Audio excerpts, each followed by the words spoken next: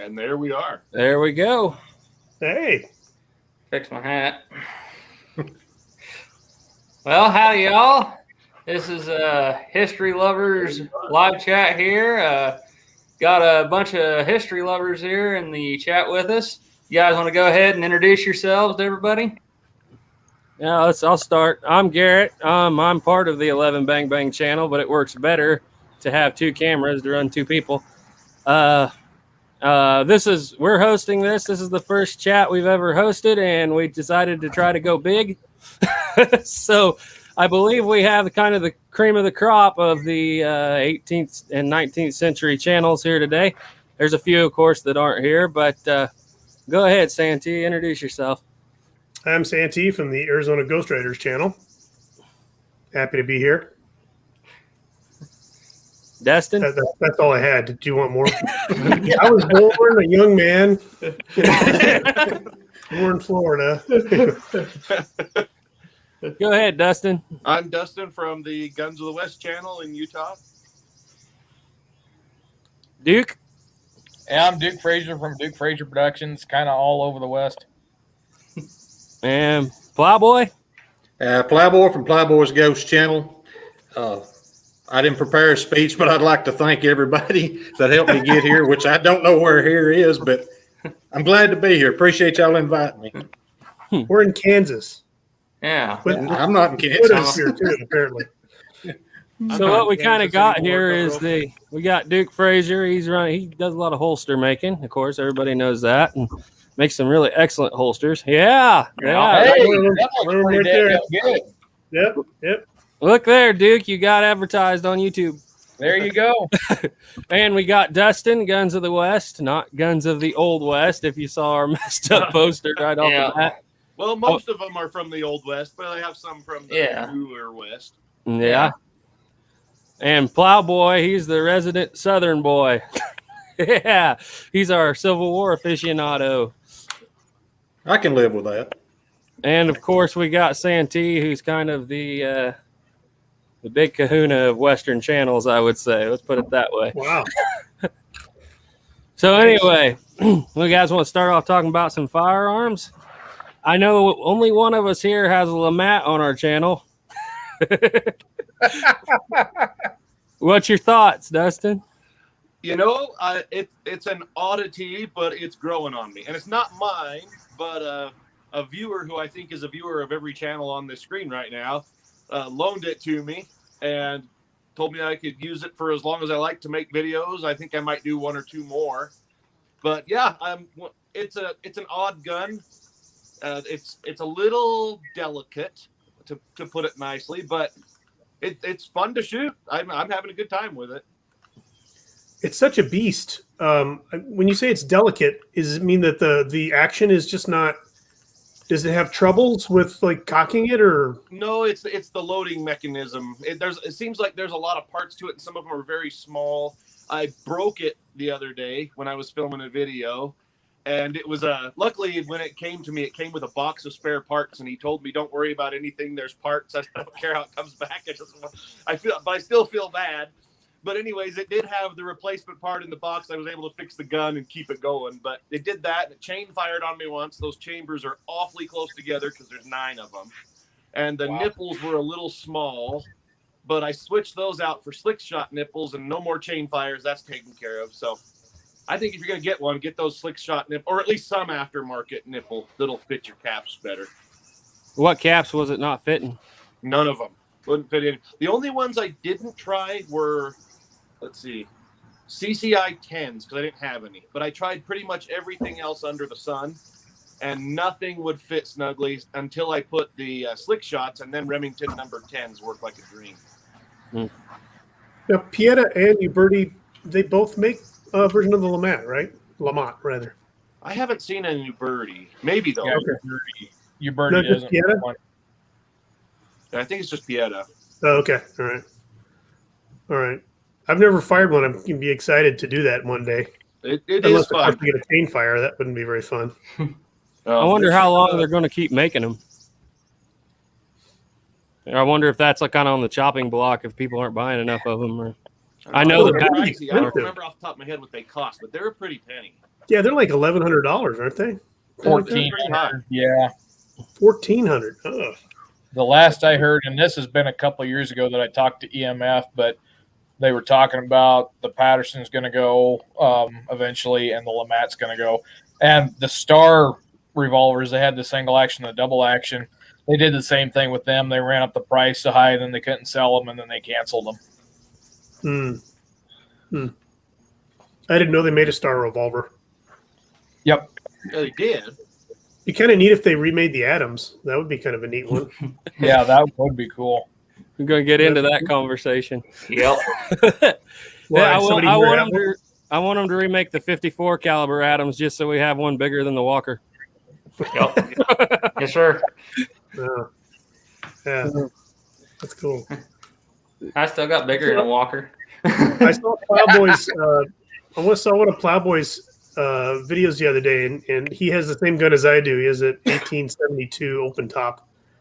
Is that right? Yeah, I'm wearing it right now, as a matter of fact.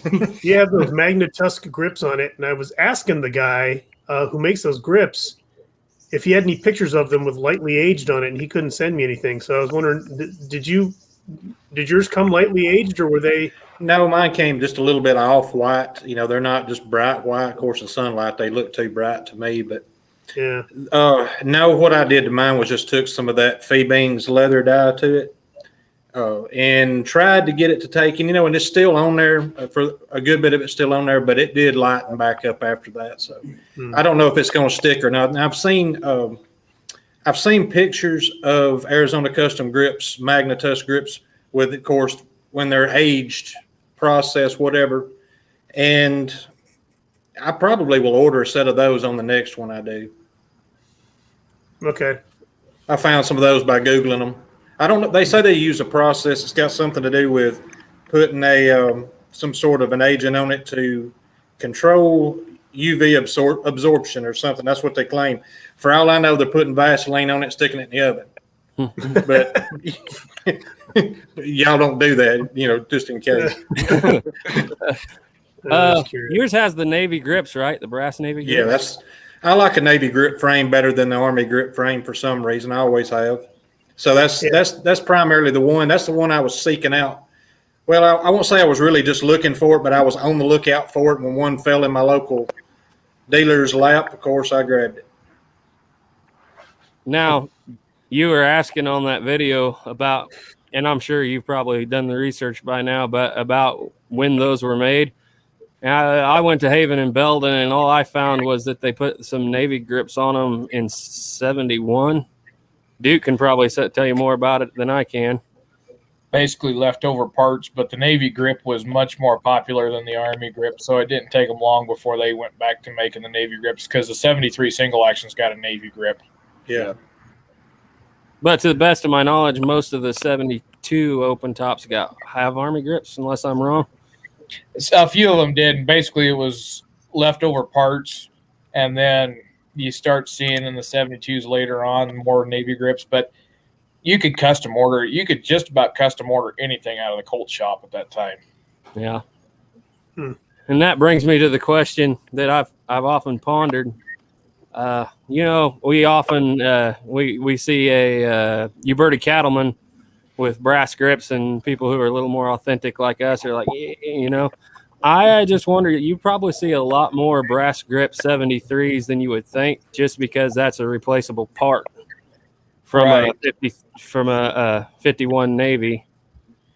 There's actually one of those guns in a I think it's in Lincoln, New Mexico. There's actually an 1873 first gen that looks like the trigger guard and the grip frame were replaced with brass. I don't know when that was done. I don't think it was done originally, obviously, but somebody somewhere down the line before it got stuck in the museum did that. Yeah, But I've noticed that a lot of people too. With originals that had brass grip, so it happened. Just wasn't what you call normal, usual, or general.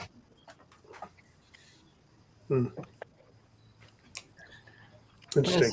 Let's see here. Look at the comments. Want to know where Mike Bellevue is? we thought about that. I think Yeah. he's above this sort of thing. Yeah, I think so. I mean, look at us rapscallions all get. Yeah. He's been known to do a few of the podcasts for the Muzzleloading Rifle Association. So if you want to catch some of his thoughts, you can go check those podcasts out because he's on those. Yeah. But Yeah. Well, it would be fun to have him. It would Yeah. be. Would be.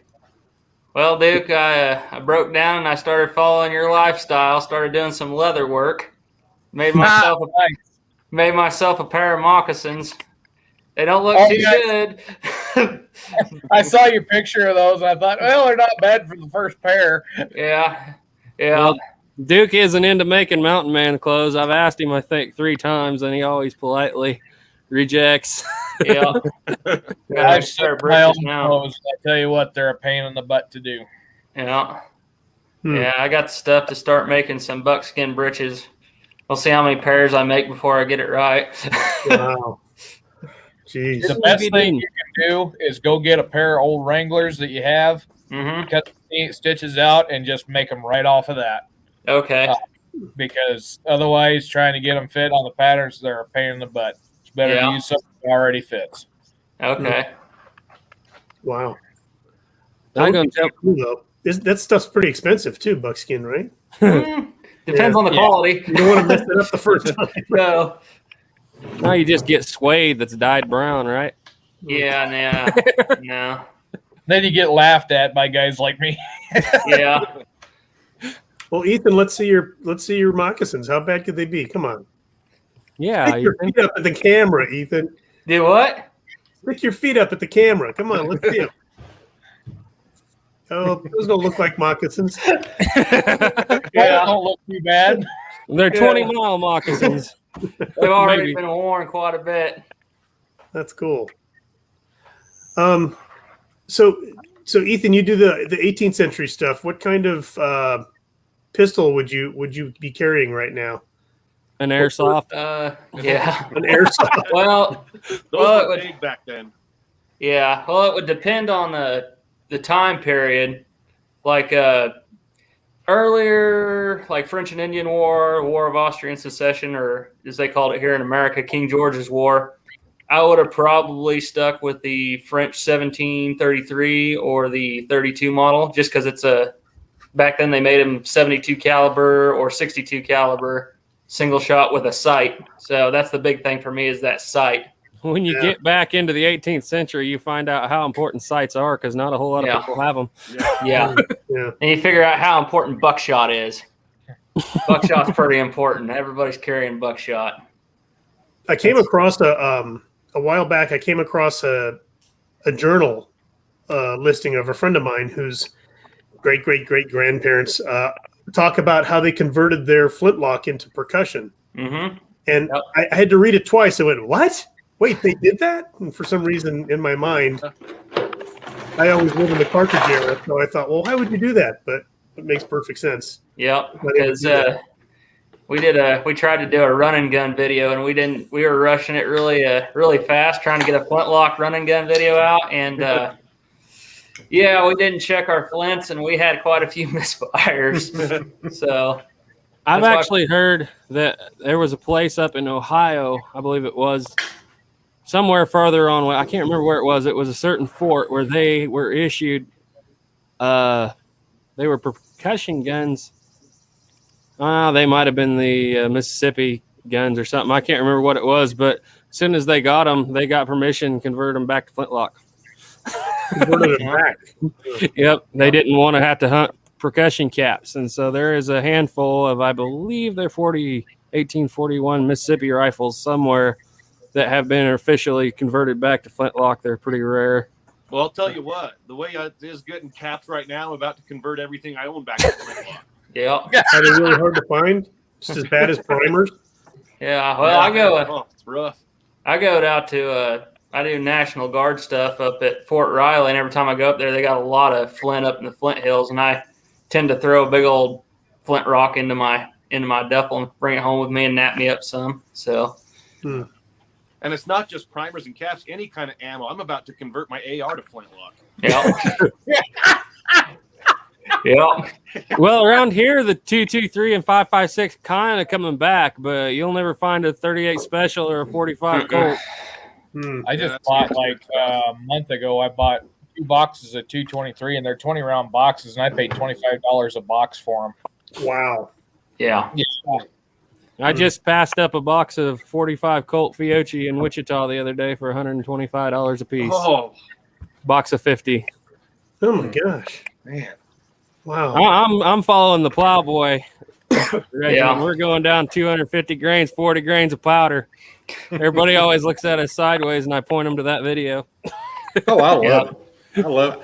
I thought everybody was doing that, or at least everybody was trying to. Tell you that's a rip roaring little load out of that Schofield. Yeah. We'll get the job done. Dustin, have you done a video on the Schofield yet? I haven't. I don't have one. I need to get my hands on one, and then I'll do it. That price tag, though. Yeah, Oh, geez, I know, right, dude? That's why I God. don't have one. If I'm going to pay that kind of money, I'm going to go for actually that new model, the third new model, first model American, whatever it was that Cimarron just put out, the one that predates the Schofield. That's what I would pay that money for, because that's just a cool looking gun. And I got the handle one, and man, they handle better than the Schofield. Just not shooting, but just handling.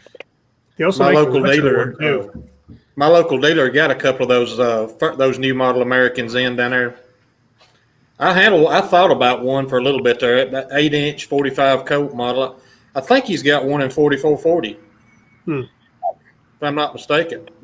Wow. I thought about it, but I'm deep enough in this Schofield. I don't need another brake top. You don't need Well, a we Webley? just procured a what was that? A number 2 or number 3, Ethan? What's that original we got? Oh, I got to get back in the time machine, go back to the 19th century, and start working on Smith and Wesson guns again. Because I got to do the Model 2 Army. Got that one, 1.5, and Want one of those. Model 2 Army, 32 rimfire, Smith and Wesson. And we actually have ammo for it. So Yeah, that's we got some 32 rimfire black powder. So Wow. let's see, and then we got the Model 3 Russian, the first generation. Somebody's bobbed the barrel off and when that Model 3 Russian came in, it's been nickel plated and it has kind of a plastic yellow grip on it. And somebody had taken the trigger apart to where it was a slip hammer gun. Yeah. And they'd also filed the firing pin down on it. And so I was like, what in the world is going on? And then I got to looking around at the email address. It came from Tucson. So I don't think it was Santee, but somebody down there probably did a movie gun or something. Yeah, probably. Who knows? Wow, that's crazy. I've always wanted one of those Model 1.5s. Those are sweet looking. Man, and I also found online that you can buy. Somebody makes brass for a 32 rimfire. I can't remember who it is, but looks interesting to me. Yeah. I just want to shoot some blanks with it. Yeah, I'm curious to see what that 32 rimfire even acts like when you shoot it. That 8 grains of 4F. It won't stand up to the 49 pocket model. I can guarantee it right now. Cartridges, No Smith & Wesson's ever going to stand up to a Colt, Ethan. cartridges are handy. There's a reason Squibbler. why Colt maintained all the government contracts and Smith Yeah. and Wesson didn't. Well, it depends on which government contract you're talking about. That Russian government contract was pretty nice. Squibbler wants a number 3 and 44 Russian, then he puts out of stock. Yeah. Well, that's pretty Yeah, much no it. kidding, right? I'd like to get my hands on a 1911, the old GI model, but finding one of them has been hard to find. Yeah. A couple of years ago, they came out with some sort of commemorative model, didn't they? Some version of it. Yeah. Well, there's always They do that every once in a while, it seems. Well, Plowboy, you're always talking about your 1911 you used to carry. What brand was that? Was that a Colt? Well, that was just a cheap Rock Island Armory. As a matter of fact, it's funny y'all bring up 1911s. I'm actually back in a 1911 kind of mood. I've been looking online here lately, thinking on it. I was looking at either a Tisas or a Rock Island. But I want the one that's got the old style barrel bushing. I don't want that modern self-contained bull crap. I got a not AGI, ATI 1911, and Okay, it's got the right barrel bushing and everything, and it's a nice one. I've had it for several years now. Yeah, I think ATI is the Tisas one. It's made out of turkey. This one's made in the Philippines. Okay. Yeah. Yep. I told my wife the other day she went looking for a gun because she decided she wanted to have one. And I told her she didn't want me to help her, nothing. So I said, go in there and find you a good gun. She went into the gun store, and I figured she'd come out with a Glock or something small, or maybe an LCP or something, or a 38. I told her to get a 38 revolver. And she came out with this Grissom Commander 1911. And I said, I'll trade you some of my guns. I want that. That is the littlest, bittiest, loudest bucking 1911 you ever seen. Wow. It's pretty amazing. Jeez. I think it's got a 3-inch barrel. Oh, It's pretty small. Tell you, if it had a shorter barrel, I'd about be tempted to carry my Model 29. I shoot that thing. I like that thing pretty good. Plowboy carries a Model 29. Well, I carry now. It's a 4-inch 629. Yeah, that was the pistol that sold me on Smith & Wesson originally. I never looked back. Wait, Dustin, don't you carry a Glock? I do. Okay, all right. what model's yours? Glock 19. Okay, that's the 9mm. Yeah. That's my mom in the background. All right. Shoot. Hi, Mama Garrett. Oh, hi, Mama Garrett. Phenomenal wood. She doesn't have any She doesn't have any earbuds in. She can't hear you. Gotcha. I raised 5 boys, and I have a lot of stories. Oh yeah. Oh, I've got 5 boys too. Guess what? We got a lot of stories you don't know.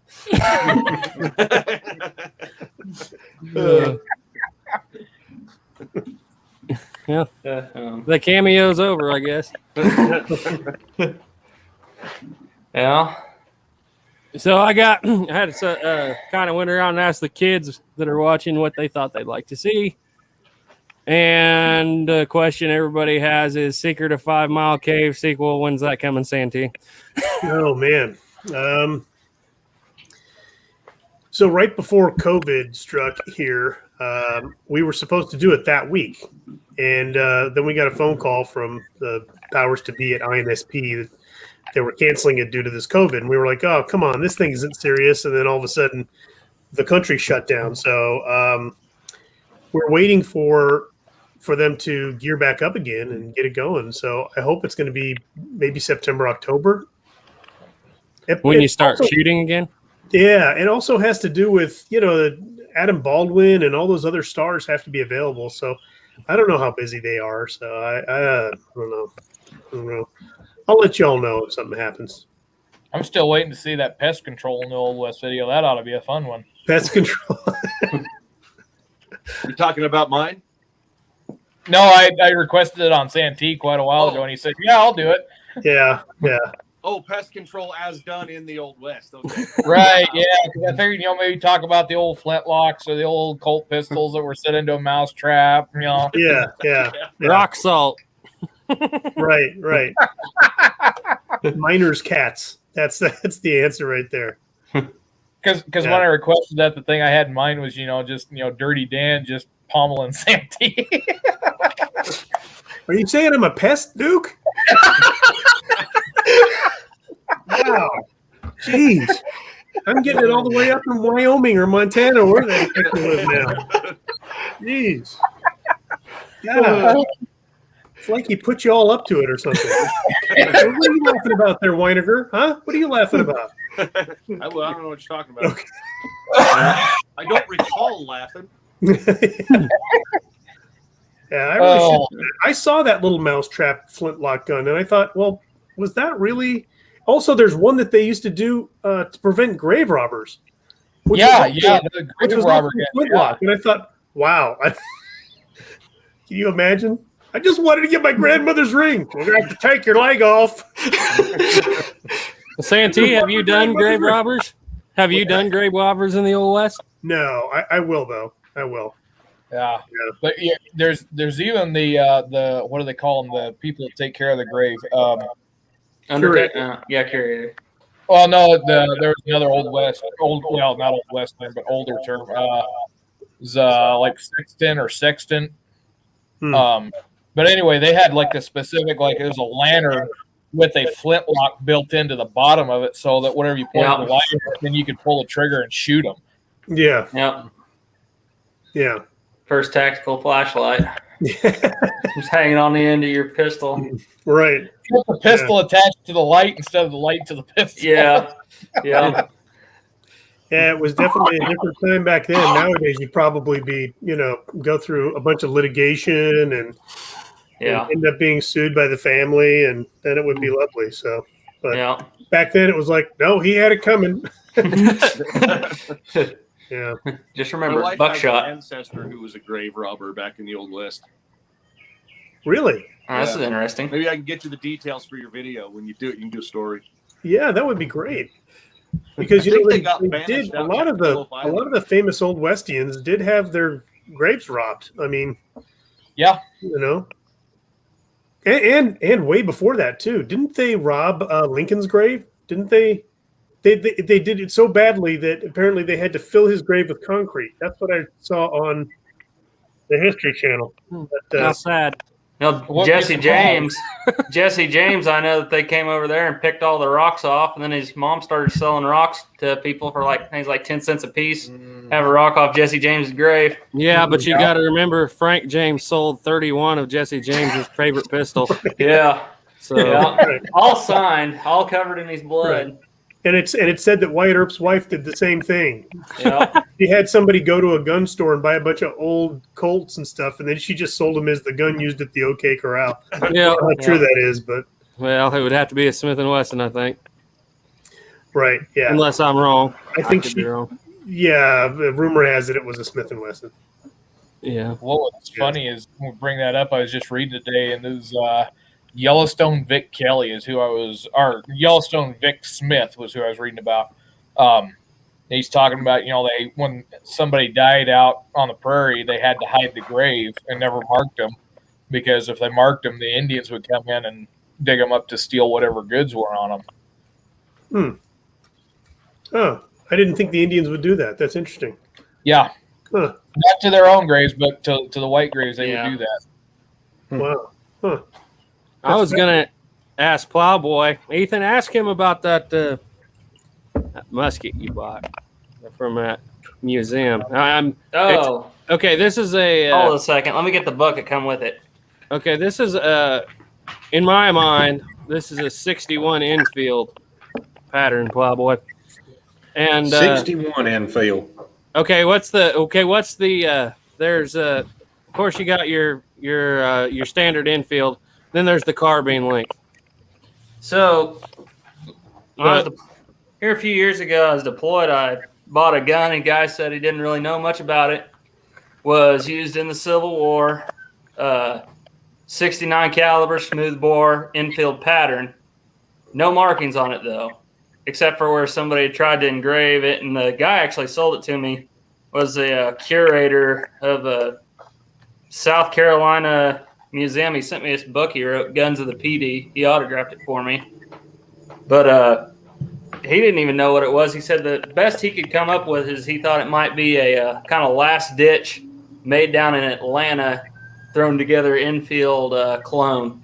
Do they do that? And it's entirely possible that you may have something that was thrown together at a Southern depot or an arsenal. Yeah. Yeah, because especially as time went on and materials got scarce, they had to come up with stuff, pull it out of their ears, and make things work.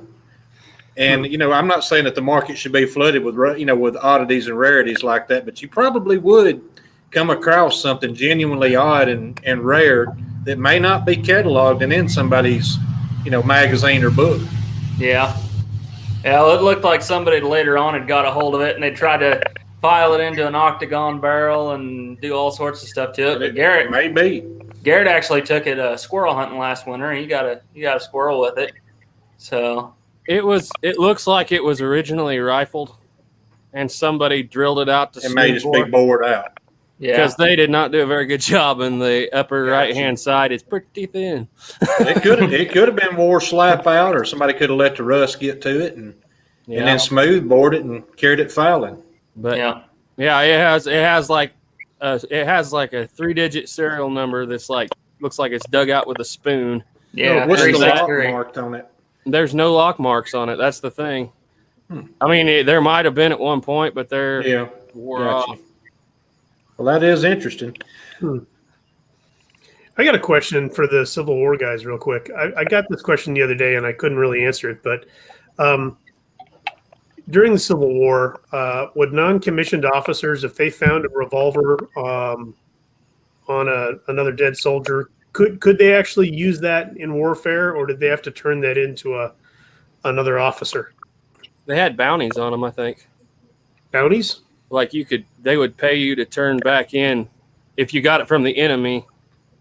And Plowboy could probably correct me, but I believe at least in the Union Army, they would pay you for enemy stuff. Oh, I see. The way I understand it, or you could keep it. I was going to say, would you be allowed to keep it and use it in warfare? Seems like you would be, but Well, with the Federals, I couldn't tell you, because the only thing I know about the Federal troops is coming from Confederates and what they've said, what they picked up, what they did, what they faced, and how they faced it. I have no idea about what Federal officers or Federal troops or what they're, what they were supposed to do with them. I know that I can tell you what Confederates did with them, depending on where they were and who they were under and what time of the war it was. They grabbed them. They went to work with it. There are lots of Colts in the hands of Confederacy, and they didn't make very many of them down there. Only a couple thousand were shipped down there before the war. So. Now, Max. Yeah, John Singleton, his ring, they got a bounty on him.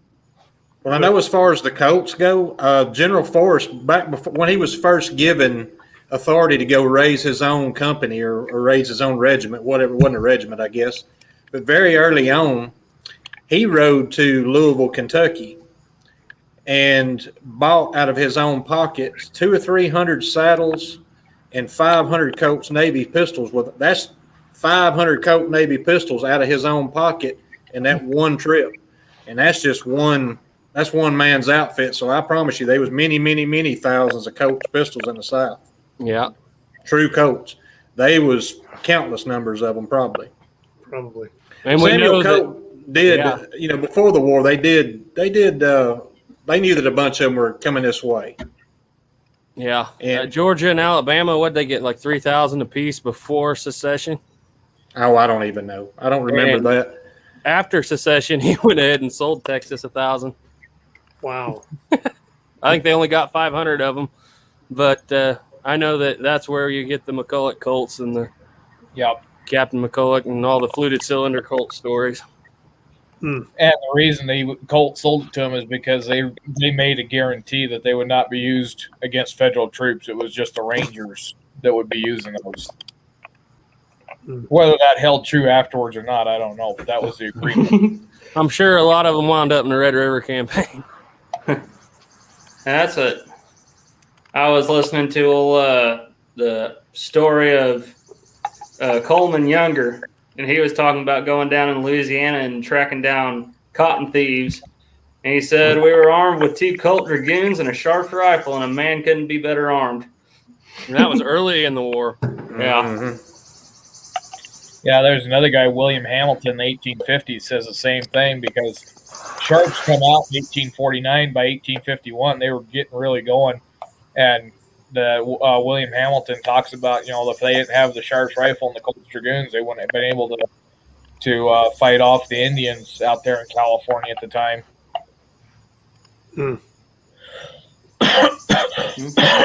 Well, I know if you spend a lot of time starting off on a front stuffer like I did when I was reenacting, and then go get you a paper cartridge Sharps and make you some paper cartridges, it was a major difference in the amount of cartridges you needed for one battle reenactment. And I'm sure that's what they saw too in real life, because with that Sharps you could really lay it down compared to the muzzle loading front stuff. Did you have cab trouble with that, Plowboy? Do what now? Did you have cap trouble with your paper cutter? In the beginning, no, it wasn't cap trouble. It was that flash channel. You know, it does like 290-degree turns roughly in that cutter solid. And I had never took the little plugs out of it. It's got one or two places you can. It's been a long time since I've had that gun, so you have to forgive me if I'm a little off on it. But it had a couple of places where you could access that channel and do a better cleaning of it. Once I did a better cleaning of it, I didn't have as many problems anymore. As a matter of fact, my misfires went down to nearly zero. But there's no telling how much oil, you know, packing oil, manufacturing process oil, it was left over in that channel from the, you know, from just being machined.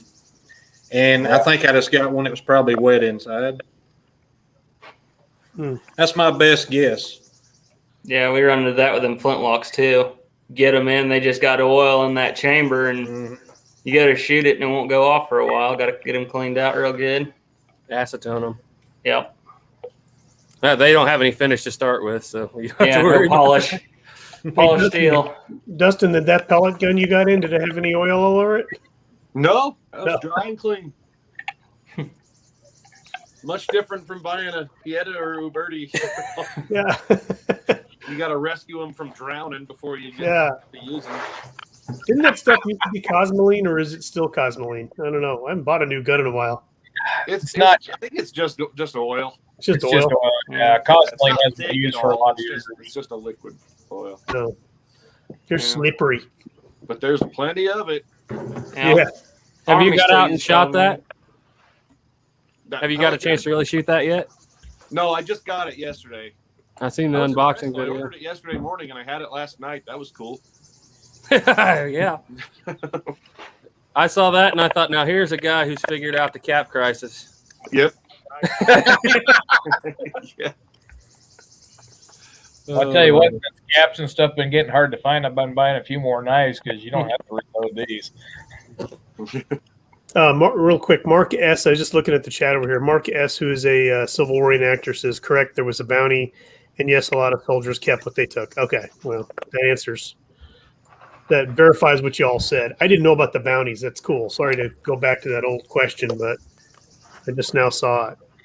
So I know in the Confederacy, if you could get a hold of it, you used it. Took it. Yeah. Depending on who you were under. Oh, yeah? Right. And where you were at. Does somebody not like that? Well, I mean, there was places, you know, and it would also depend on time period too, and how desperate things were getting. There was a point in time where, where captured items were sometimes, you know, collected when they got back to wherever they were going. I'm thinking mainly cavalry. That's what I ever paid attention to, is Western Theater, you know, cavalry. And then there was times that they kept, most of the time they kept their stuff and they used it. If they had the ammunition to use it, if they didn't didn't have a reasonable expectation of coming up with ammo to feed it, then of course it'd just get thrown by the wayside or turned back in or whatever. But so when they were basically mustered out, did they have to turn in those found firearms, or did they just no harm, no foul? You didn't see it, so it's mine. I bet some of them went home. Yeah. Kind of like Texas Rangers with the walkers. You just say, got a big enough pocket. Yeah. Blow them up, federal. Blew up. It blew up. That was kind of Duke's take, and I ran with it in my video, and I had a lot of people commenting on that. Was, you know, it is, instead of all those walkers exploding, how in the world are they still such a popular gun and referred to years later, the Texas Rangers? You would think they would hate revolvers if they had that many malfunctions. And so I'm going with Duke's theory. Yeah, that thing, we threw it out. It didn't work. And we really stuck it in your back pocket. And there were no doubt there were quite a few that did wind up back at the Colt factory to get redone. There was one account where some Rangers turned them in to an ordnance sergeant, and I talk about the barrel splitting. So that's probably wound up with a squib load there. But yeah, when you look at the accounts of the Texas Rangers talking about them, and then what the Texas Rangers told the ordnance sergeant when they turned them in, that's what two I'm saying. Different things. Yeah, they love those things. Yeah. They made it sound like they hated them, so when they turned them in, oh yeah, it blew up and I just threw it away. But in reality, they loved it and they kept it in their bag. Well, tell me something real quick. You said something I didn't know. I didn't know you could send them back to Colt to have them refitted. What did they do to make them better? Because I know that isn't that the gun that has that problem with the loading lever popping off? And right. So Dustin that did one, that. it fell down quite a bit. But the Army sent them back. So basically, when the ones that the cylinders burst on, they got a new cylinder made.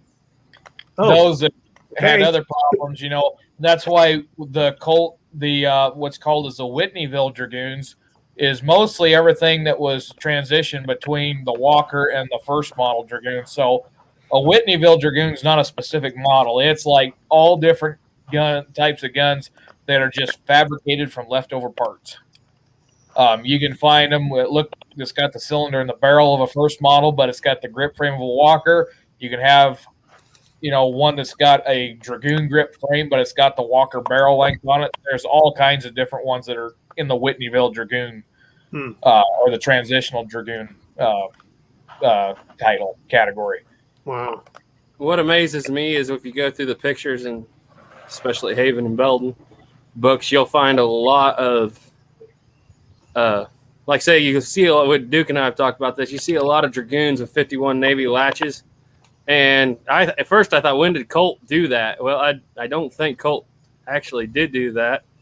But I think people just kept on upgrading their guns over the years. You get some real Frankensteins by the time you get to the end. Yeah. That model had something better. Terrible boating accidents.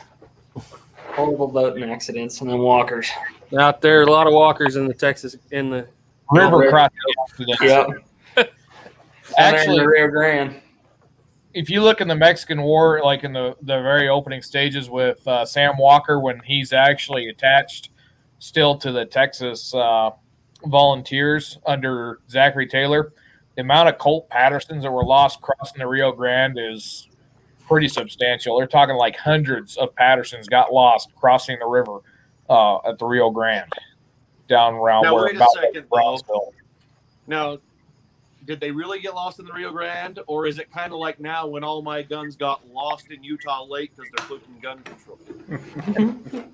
No, it was actual. Yeah, they because a lot of those guns weren't issued by the Army. That's what the Rangers brought with them, and they reported them as being lost in the river.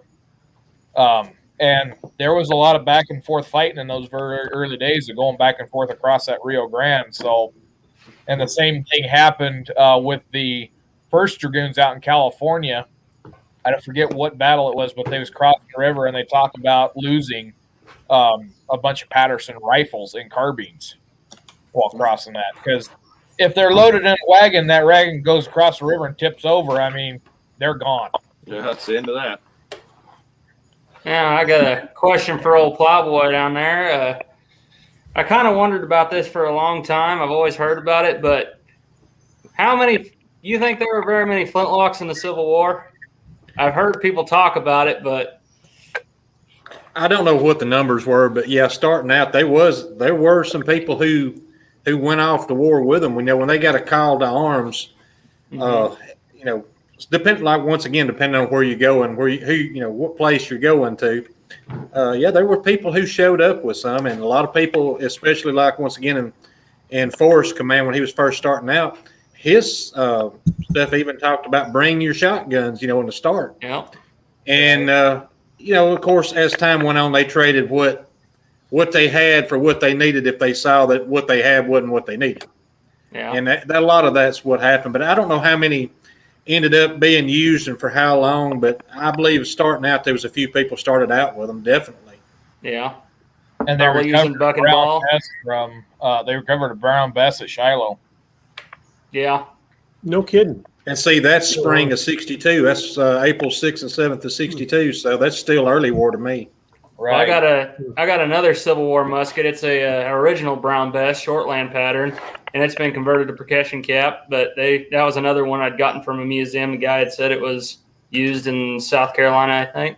It's got a militia marking on it, but I can't off the top of my head what is that marking? You remember? I can't remember what unit it's for, but it's somewhere in South Carolina. It's over at the studio. Grab it. I need to do a video on it sometime. But for some reason, it's 80 caliber.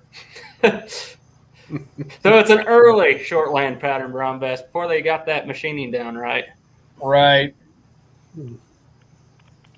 Yeah, and Doug Dukes just added in on that, said that Sam Walker got 30 Pattersons from the military when he joined in, so that would have been the extra. So maybe they did lose them.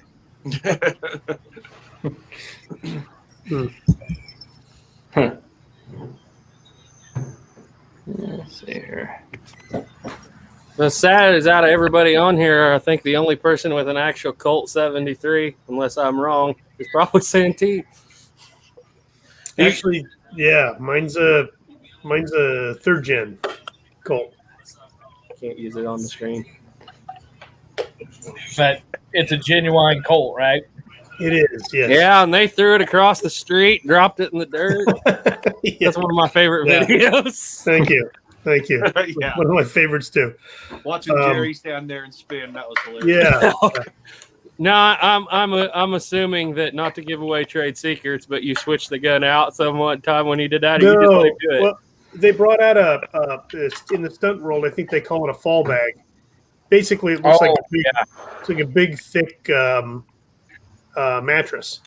And they put it down there, and I said, "You guys aren't going to drop it." And then we added that part in at the end, and it worked really well. So, weren't you like hyperventilating in a bag and stuff? I was, awesome. yeah. But I wasn't really nervous because I knew those guys. That's what those guys do for a living. They just play with, I think in that same video I talk about how the Colt Peacemaker, all those guns are like fidget spinners. Yeah. When you've got one, it's really hard not to want to play with it. And those guys have been doing that for years. So I had no doubt they were not going to drop my Colt. But yeah, that was excellent. It's only slightly as far as Santee videos for me and my little brother and the kid. I was discussing this with the kids around here, but they got two, and that one's the number 2. But number 1 for everybody's favorite is always going to be the 2,000-mile trek. Oh, you like that gunfight? Yeah. I would hate to see the amount of hours you put into editing that gunfight. It was a lot, yeah, but it was a lot of fun too, and it was neat. That was the one where Dustin shot from somewhere. You were out in the woods or something, weren't you? Yeah. Well, so okay, you got to hear the funny thing about that. When you asked me to record myself firing a shot, I was on a business trip. And I thought, well, where am I going to do this? So I'm driving down U.S. Highway 6 between, where was I? Like between Spanish Fork, Utah and Price, Utah on a 2-lane highway. And I thought, well, we're not going to have any other time. So I pulled over on the side of the highway and did that. I had to sit there and keep waiting until there were no cars and stuff. And eventually I had and I hurried and recorded that and jumped back in the car. That's funny. Wow. Didn't fire a gun. That was edited, so I didn't break the law. Oh, it was fine. It's fine. Are we going to get a 100,000-mile trek pretty soon?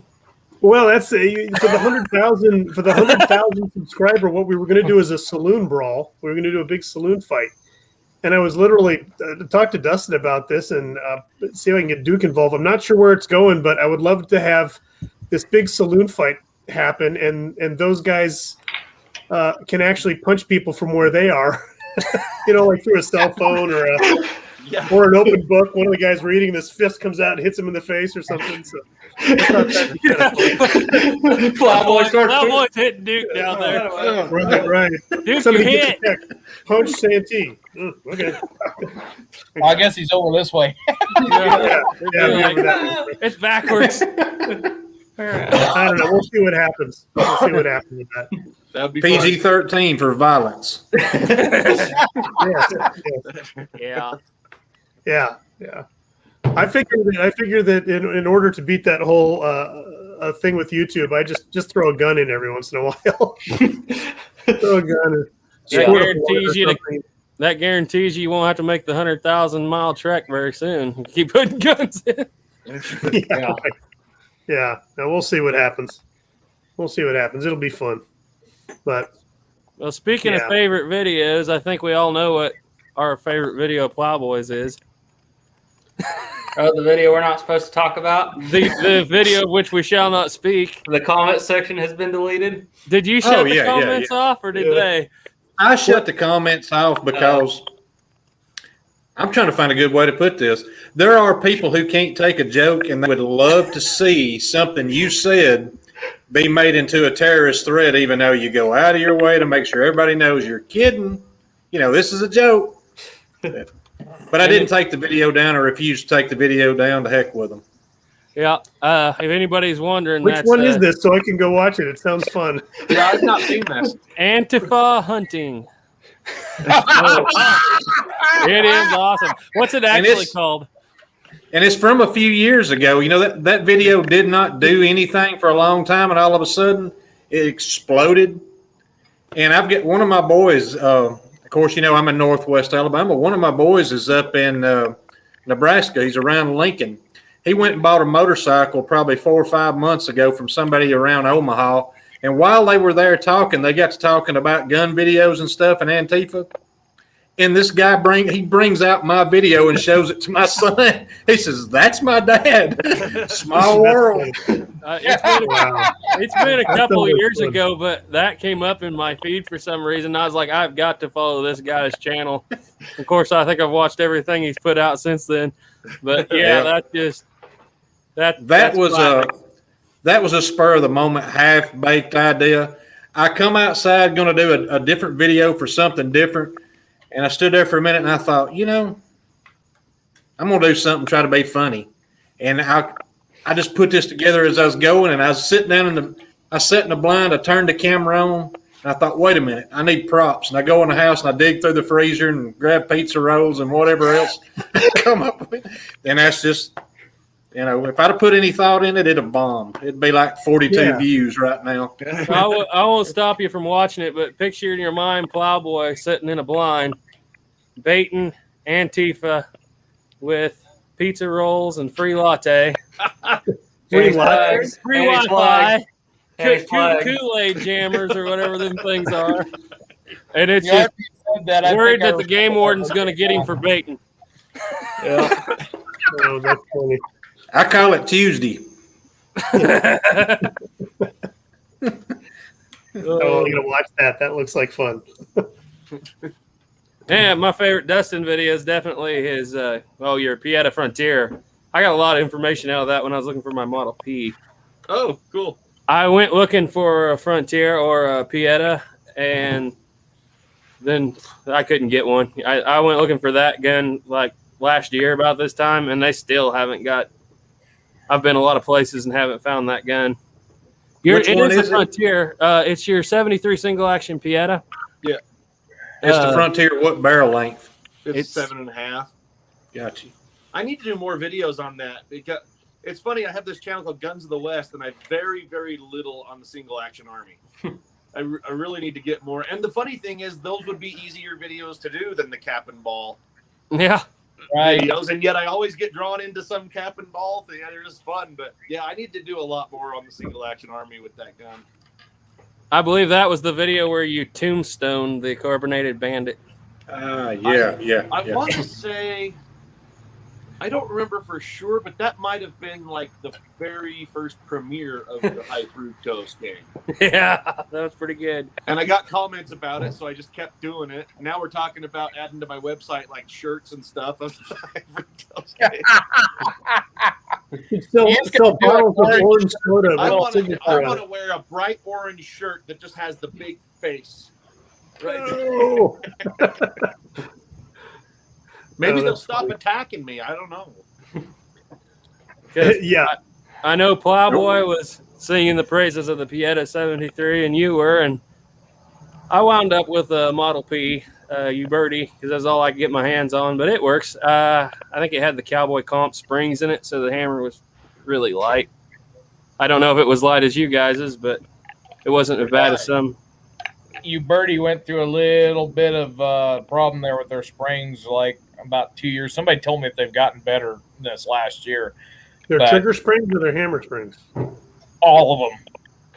All of their springs were too light because my 49 pocket model come out in that time. It's got a super light spring, but somebody commented on my channel about a month ago, and they said that they just got one and the spring was much, much better. Okay. Plowboys always had springs that were too heavy, didn't you? Yeah, my 7th Cavalry. Now that's those old model Cimarrons, and of course the U-Birdies that are the original style. That 7th Cavalry I love that gun. Yeah. I really do. And man, I tell you what, I have lightened the spring on that. Done a little file work on it, and put a little leather spacer under it. And the thing's still too heavy. I am definitely going to get an aftermarket spring for that one. Right. One or two of them actually, but now all of my Piettas come, slick, light, and ready. I love them.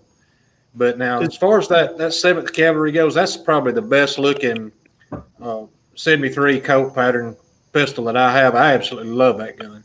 Is the color case hardening a little more yellow? I don't. You be honest with you, I'd have to really look at it with these on, these reading goggles. My eyes are getting bad. If you don't look at the gun with these reading goggles on, it's great. I mean, all of them are great, or else you can't find them. I put my Uberti up next to Dan's Pieta, and I liked his grips better, first of all. And second, there was a more yellow cast to the case hardening. Garrett, you said that, and that was the first thing that came to my mind is, yeah, it was more yellow. It looked better than the case hardening on the Uberti. So, well, if you go to the Cimarron page and you scroll through their Model Ps, you will see that, you'll see the standard, and they'll be blued with color case hardening. And then when you hit that 7th Cavalry model, it looks yellow on there, like they've done something different to it. I don't know if that's the case, but could be the lighting that when they took. It's probably the photo light, and that's what I think. But it is a beautiful gun in person. It seems to me the screws are fire blued too. I love it. Yeah, it's just a beautiful pistol. Yeah. So your charcoal blue screw. That's what it looks like to me compared to the screws on all my others. And that's the way my my 73 single action. It's the Cimarron Model P, and compared to the Uberti Candleman, I think it's a better quality, even though it's made by the same company. But yeah, they're nice guns. They really are. Jakeaway Rewa says he's got a 2016 Cattleman and a Cimarron Model P made in 2021, and the new one is much lighter and smoother. He got 3rd place in Alabama State single action shooting with it. Nice. Wow. Way to go, Jake. 4 clicks, no doubt. Yeah. Oh, by the way, Dustin, Squib says that he'd buy one of the T-shirts of the High Fructose Gang. So, all right, it's on. Yeah, we're doing this. All right, I got to make room for this surprise guest. You probably won't be able to hear because you don't have headphones. You want to pop in and say hi? Oh, the producer? The producer. Sit down here. This is our brother. He's single. He works a pretty high-paying job, and our channel exists because of his pocketbook. Lean in there, Caleb. Is he single because he has a pocketbook? I think he's got a pocketbook because he's single, actually. Oh, okay. But yeah, we call him the producer. What generally happens, we get a lot of guns run through our channel, and what generally happens is Ethan and I will buy them. And then we'll get in a pinch, and the wives will say, well, of course, when you buy a gun, you always tell your wife, well, that's an investment, She wants to, when things get a little tight, we have to make them investments pay off. And he's never sold a gun in his life, so he buys them. He buys the old guns, and then we buy the new guns and keep them rolling through that way. There you go. He actually lives in our studio. If you watch any of our videos, and all those guns behind us on the wall, those are all his. Very cool. Wow. Tell them about that studio, Garrett. About what we don't show the outside very much, but it was a trading post built in it was the first building built in our little town. We live in a little town of 40 people. And of course we farm and ranch outside of town. But it was built in 1872. Did you say 40 people? 40 people. I know that because we just had a city meeting that involved coronavirus money, and we found out we had 40 people. Ooh, and so $40. Oh, no. It was a little more than that, surprisingly. The government tends to give away money, but of course they don't want anything back. But yeah, right. But they built this place in 72, and it was a trading post until the 1900s, and they turned it into a post office. And it's probably a post office for 100 years. And then the post office doing what it's been doing here lately, they shut it down. And so we jumped on it, and Caleb bought it right off the bat. And it's just the right size for a filming studio and for a single guy to live in. But it's a little false front building. It's built in 1872. And if they want any more information about it, so if you see that, where we keep all our guns and do our filming and stuff. All right, Dustin, Duke, we got to get our green screens down there. Yes. There you go. But Duke knows what's painted on the front of it. What's painted on the front of it? I can't remember now, but yeah. Well, we had an election, and we ran our brother-in-law for – no, we're not getting into politics. We ran our brother-in-law for county commissioner, and it was a hotly debated race for a little town of 40 people. And Caleb kept putting out his little election sign, and people kept stealing it. So he took the whole front of our studio, which is a complete false front building, painted it John Deere yellow with John Deere green. Vote for Adam Mills across the whole front of the building. Oh, wow. They didn't steal that sign. Didn't run it over either, did they? No, they didn't. It's still there. We're debating whether or not we're going to paint over it and put up the stars, put up the Confederate flag up there next. It'll look pretty cool, I think. Yep. Yeah. That's neat. Wow, I can't imagine having a studio that is actually from a historic building. That is neat. It's pretty I can't awesome. imagine having a studio. You had a studio, didn't you, Dustin? Dustin has a studio. I have a green screen that takes up my whole dining room when I set it up. I always thought that picture. Didn't you have a picture of Porter Rockwell up there? And I thought that was somewhere. I thought that whole background is just a picture. Oh, really? Yeah. I always thought you were that was actually in a bar or something. That was in a restaurant. The restaurant was called Porter's Place. It's down in Lehi, Utah, but the building got condemned because of water damage. They tore the whole thing down, but luckily, before they did that, I was eating there one day, and there were no other customers, and I asked the owner if I could snap a picture and use it as my background. So that's all that is. I'm just standing in my dining room with a green screen. That's cool. Is that the place where he shot that kid that come in supposedly looking for him? No, the restaurant is after. It's not. It's an old historical building, but it's not anything to do with Porter Rockwell. I see. It's just a themed restaurant about Porter Rockwell. But are those buildings that Garrett's talking about? Do they still exist? Did what? The building that he shot the kid in. Does that exist still? I'm not sure. I don't know if he actually shot the kid. I think he asked if he should let him. I don't know. You know the story probably better than me. I just heard it the other day. Something about some kid came in. There was the one kid named Lauren Dibble. Yeah, that one. That one? Yeah, that happened there in Lehi. So it may have been right near that building, but it was right there on that same street, I'm sure. How did that go down? Exactly. Depends on who tells you. That's kind of what I'm wondering. I've heard a different story. So, yeah, so the my favorite version that I like to believe, even though it does sound very, mythical, is the one where Lauren Dibble unloads his gun at him and misses him, and then Porter pulls out two pistols and does the famous, like you see in the movies, dance and shooting by his feet and stuff, and then pins him up by his neck and says, "If I didn't know your father, I'd have killed you." Duke, it's across the alley. what's he doing? Oh, we're talking about. I said it's a little town. It's got 40 people, two churches and a beer joint. And he asked the beer joint is close to the church. I said, well, it's right across the alley. About 100 feet away. The funny thing is, the guy who started the town, he's he's buried up on the hill out in what they call Indian Cemetery out in the pasture. And his son started the beer joint right across the alley just to spite him. And he was the preacher. And he was the preacher. He started the church. And his son started the beer joint. Wow. And then his son's laying up there next to him, got killed with a cap and ball revolver in the streets in 1882. Wow. Ooh, what happened there? They were gambling. There were a few people involved. They were gambling on a game of pool. And the cowboy kid came in there and they were gambling on a game of pool. And he went to draw his gun on him. And the preacher's kid, the saloon owner, took the gun from him, stuffed it in his pocket, started to walk out the door.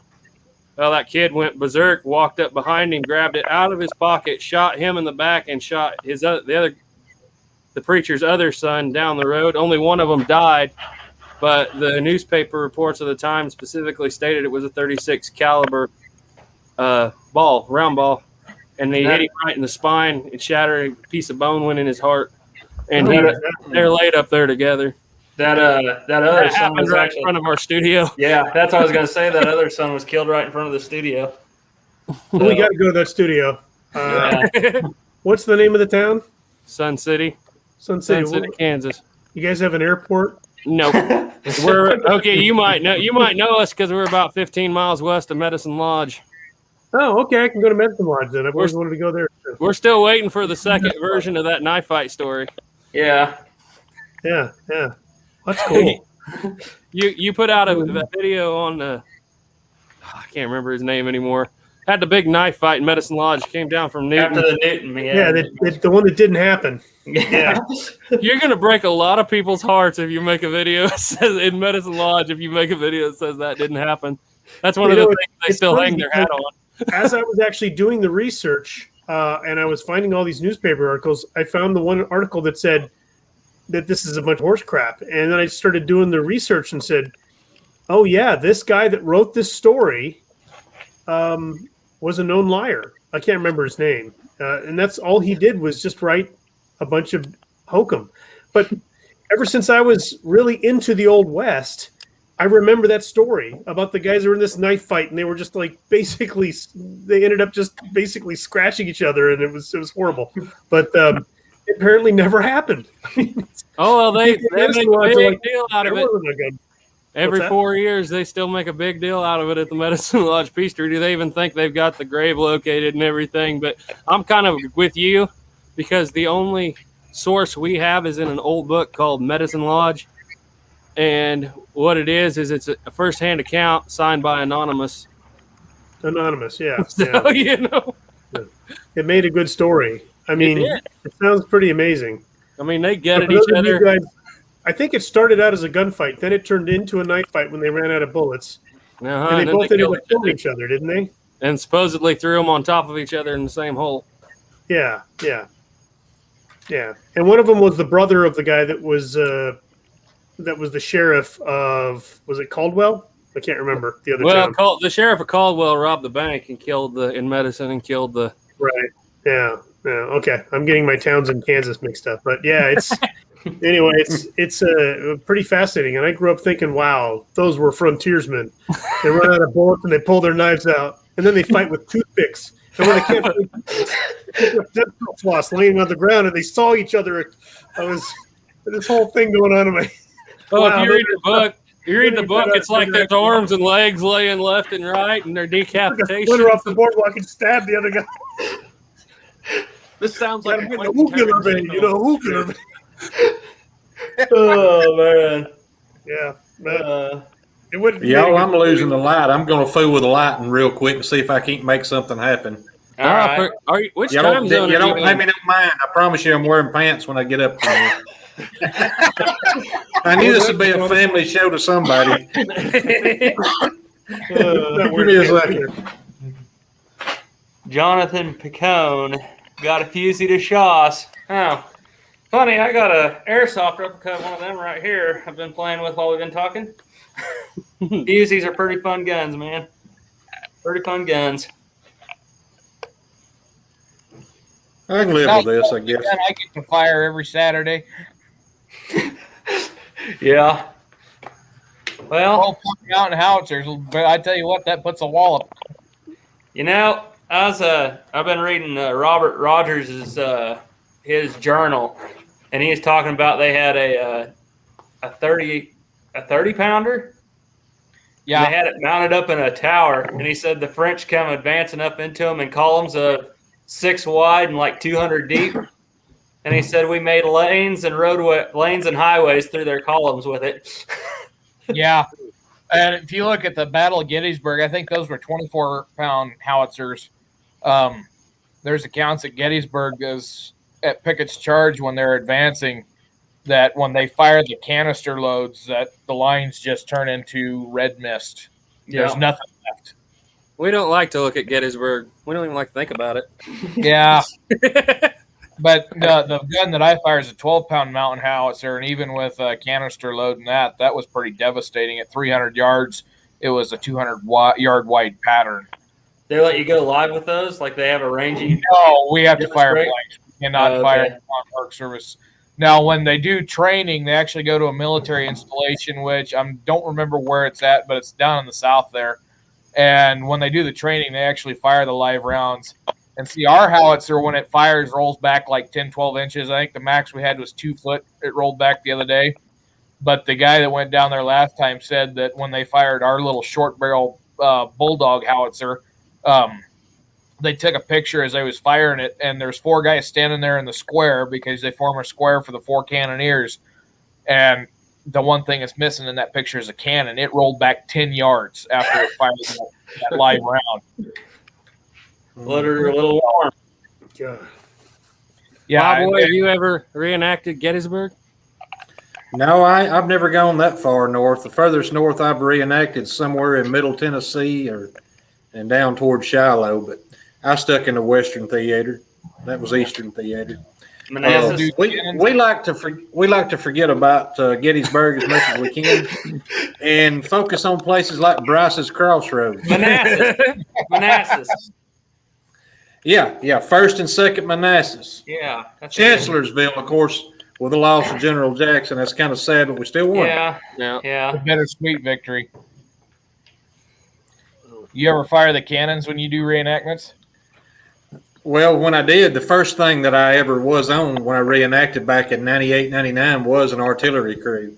Now, that was just, of course, shooting blanks, just putting a pound of powder in at a time and popping.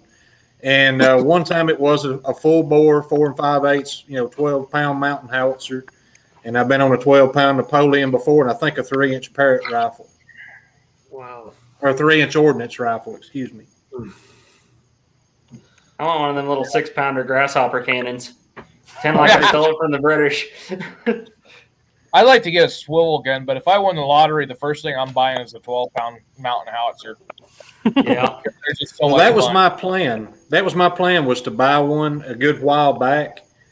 Or when Steen Cannons were still doing a full bore, 4 5/8, 12-pound mountain howitzer. Right. I think they're out of Cannonsburg, Kentucky. That was what I wanted, and that's what I planned to do. And I think now they've gone to reduced bore. I'm not sure if there's anyone still making a full bore. They've got a 24, because I just looked at them last night because I was looking into that to see what it would cost. They don't have the 12-pound Bulldog mountain, but they've got a 24-pound mountain howitzer, and then they've got a regular 24-pound howitzer. And then the last cannon that you'll find on there is called the Bent's Fort swivel gun. That swivel gun was based, my former supervisor when I worked down there at Bent's Fort ordered this cannon based off of a drawing from an original cannon that was used in the fur trade, and they made it for them, and now they advertise it. But it's got a stainless steel liner in it, so, I mean, it can handle a pretty massive charge, even though it's only an inch and a quarter more. I think all I can afford is the one Dustin has. Yeah, a little bitty. Hey, it's not that little. It's fairly decent size. This thing's huge. It's called a It's hill like this howitzer. tall. It only shoots little hills. What caliber is that, Dustin? It's 50. What caliber is that one we got, I'll Ethan? tell you that. I have no clue you guys got that while I was gone. I was in California. California. I don't know. That's the first time I've heard that. It's funny. They No, get really good ones. Yeah. One of my earliest YouTube videos, it wasn't on this channel that I have now under Plowboysghost. I think it's actually on one of my son's channels. And I had a Cohorn mortar. It was a reproduction. Of course, it was a smaller bore. And I can't remember the specifics of it, but what I would it was from South Bend Replicas. It was a good cast iron, nice looking. It was a full replica of something, of a historic piece. There wasn't anything modern about it. But what I would do is I'd take these cans. This is a soda can, we'll call it, and I would pour Quickcrete off in it. Oh. Water in Quickcrete, shake it up, set it on the hood of my Jeep, let them solidify, and these fit perfect down the bore of that. Mm-hmm. Y'all, someday down the road, over yonder across the road, they're going to do somebody's going to come across this large expanse of concrete filled beer cans and try to figure out what in the world took place on this property. But there's probably 50 to 100 of them over there. I used to do this. I just fill them up and we'd shoot them and shoot them and shoot them. I had a buddy that would. He loved it. He said, "Man, I'll buy the powder if you'll just shoot them." So we drank the projectiles like all we could, fast as we could, and we filled them woods up across the road. How much black powder for each load? On those, I ended up doing just a little over an ounce. And the thing is, I could have gone more, and I was using 1F, I believe, in that. I could have gone more than that, but I was easing up to it. It had a powder chamber in the bottom of it, and it would hold just a little under an ounce of powder. And I would fill that up and let it spill over a little bit. Of course, it's at an angle. It wouldn't spill over evenly. It would be down toward the bottom of it.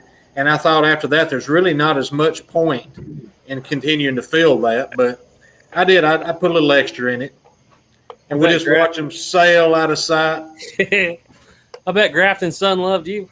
Oh, they did. I'd order 10, 12 pounds at a time. What was the ignition system? It was just regular old Cannon fuse. Mm-hmm.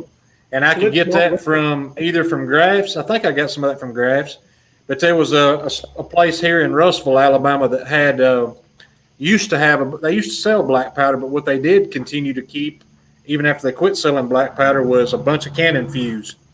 And I bought Cannon fuse and Cannon fuse and Cannon fuse from them. I wish I still had that. But there's a video of us shooting that right here in the yard on his YouTube channel.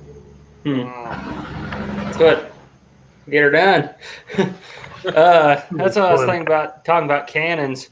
Thinking about like getting one of them little grasshopper cannons, and they got this pistol that I seen on Military Heritage. They really did it. It was a naval thing, really, where it looks just like a regular flintlock pistol until you get about halfway down the barrel, and then it pinches down, and you unscrew the barrel, and you load your powder charge, and it's made distinctly for firing into and lighting your cannon off.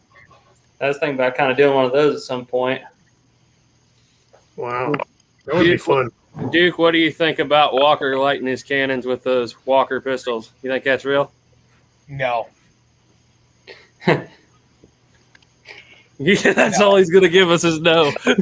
Well, I mean, it could be done if you're talking about the old quill system, which in the 1840s, that was probably still what was common was the quills. So the quill was a feather quill, and it was filled with black powder to make a fuse. And so, you could fire a Walker off or any pistol off and get it to go off, but I think it'd have to be loaded with blanks, wouldn't it? Well, that or, be pointing it down range as you fire it, but then you're right behind the cannon, and then you're going to get run over by the carriage. So. The other thing with that is, you've got to lean over the carriage and be behind that wheel when it goes off. And the Napoleons don't roll quite very far, but, those mountain howitzers, like I said, they'll roll back 10 yards when you fire, and it's like catching a 55-gallon drum. So yeah, that's what I'm willing to bet. Those little pistols I was talking about, that's probably why they use them as naval guns, because I know they tethered their cannons on those. Right, yeah, and see, that one doesn't have on a naval gun. It doesn't have a very wide carriage. No. It's got a very narrow carriage. I wonder how many Civil War amputations were attributed to carriage wheels. I'll tell you what. Probably more than zero. What's that? More than zero. More than zero. The other thing is probably a safe bet. With those lighter howitzers is that they jumped. So they might not roll back, but they might jump over and, smash your foot, smash your leg. Oh, and you're talking about, right at about 800 to 1,000 pound carriage coming down on your leg. It's not going to be fun. That's like talking about injuries due to cannons. It was on a show I watched a long time ago, but you ever seen that experimental cannon they built in the Civil War? It had 2 barrels for shooting the chain shot. Yeah.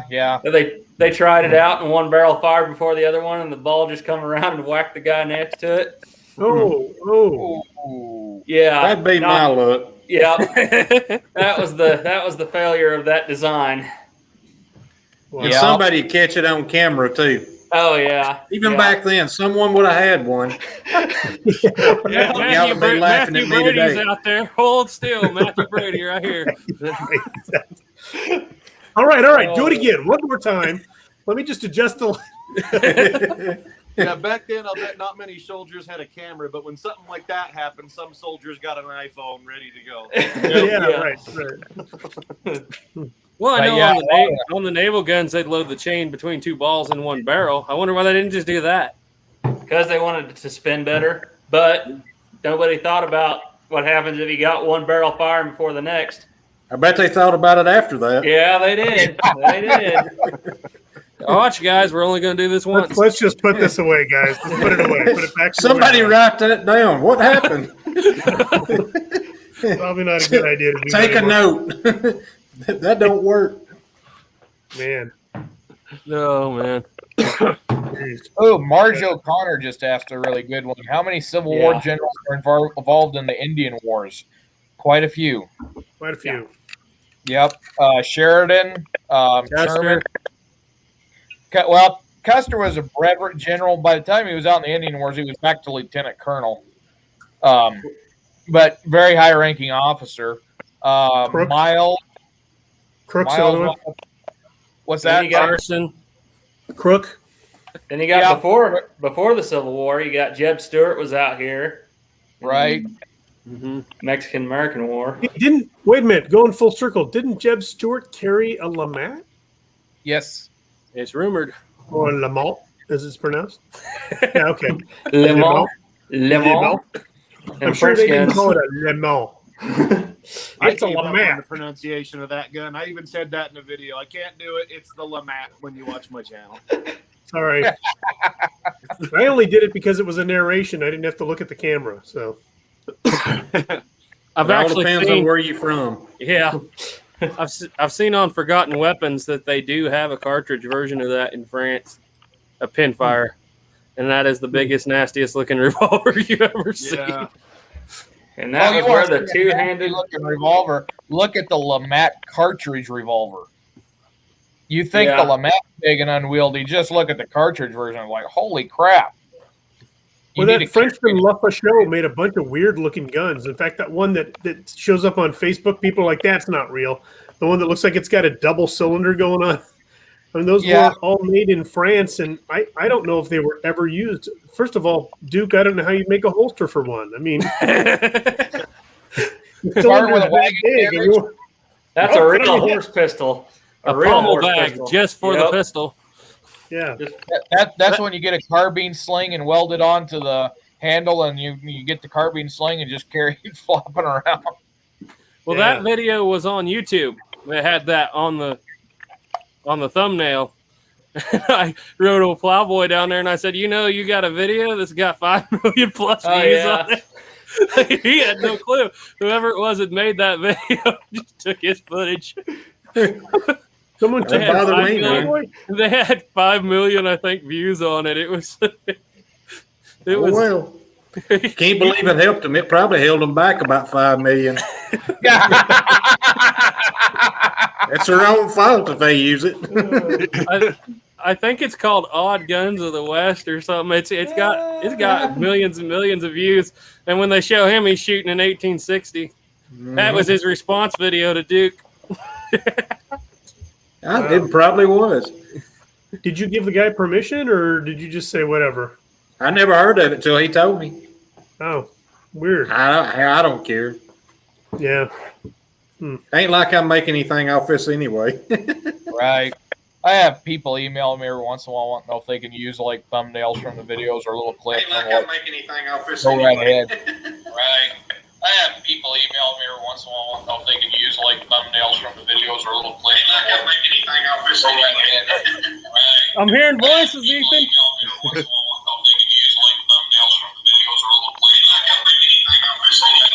Well, that's really weird. It's getting on now. Yeah. Y'all please tell me I'm not the only one hearing this. Yeah. Yeah, I don't know what's going on.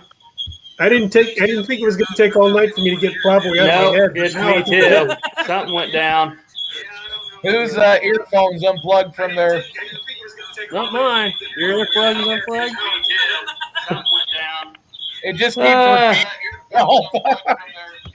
Yeah, mine are plugged in. It's not that. It's on your computer. Mine are Does plugged somebody have in. YouTube open separately? Oh, Well, boys, my computer is messing up. Okay. I don't know what's going on. You all disappeared. No, we're still here, actually. I still see you. Yeah, I think Yeah. I'm about done. This thing's broke. We're still here. Let's see here. Because you took off your tri-corner hat. Yeah, put on your tri-corner. That'll fix it. That'll probably do it. We still hear you. put a little tin foil on each corner and see what happens. You just can't see us. Well, if you guys are still going, I'll just Hey, sit Duke, here do you and nod still my head have two Patterson occasionally. revolvers? Say what? Duke, do you still have two Pattersons? Yes. One from Uberti and one from Yetta? Yep. And you think they're going to get rid of that gun next? You think that's what's going to happen? Yeah, I think it's going to get weeded out because the price on them's gone so high. They're about $1,000 now. Wow.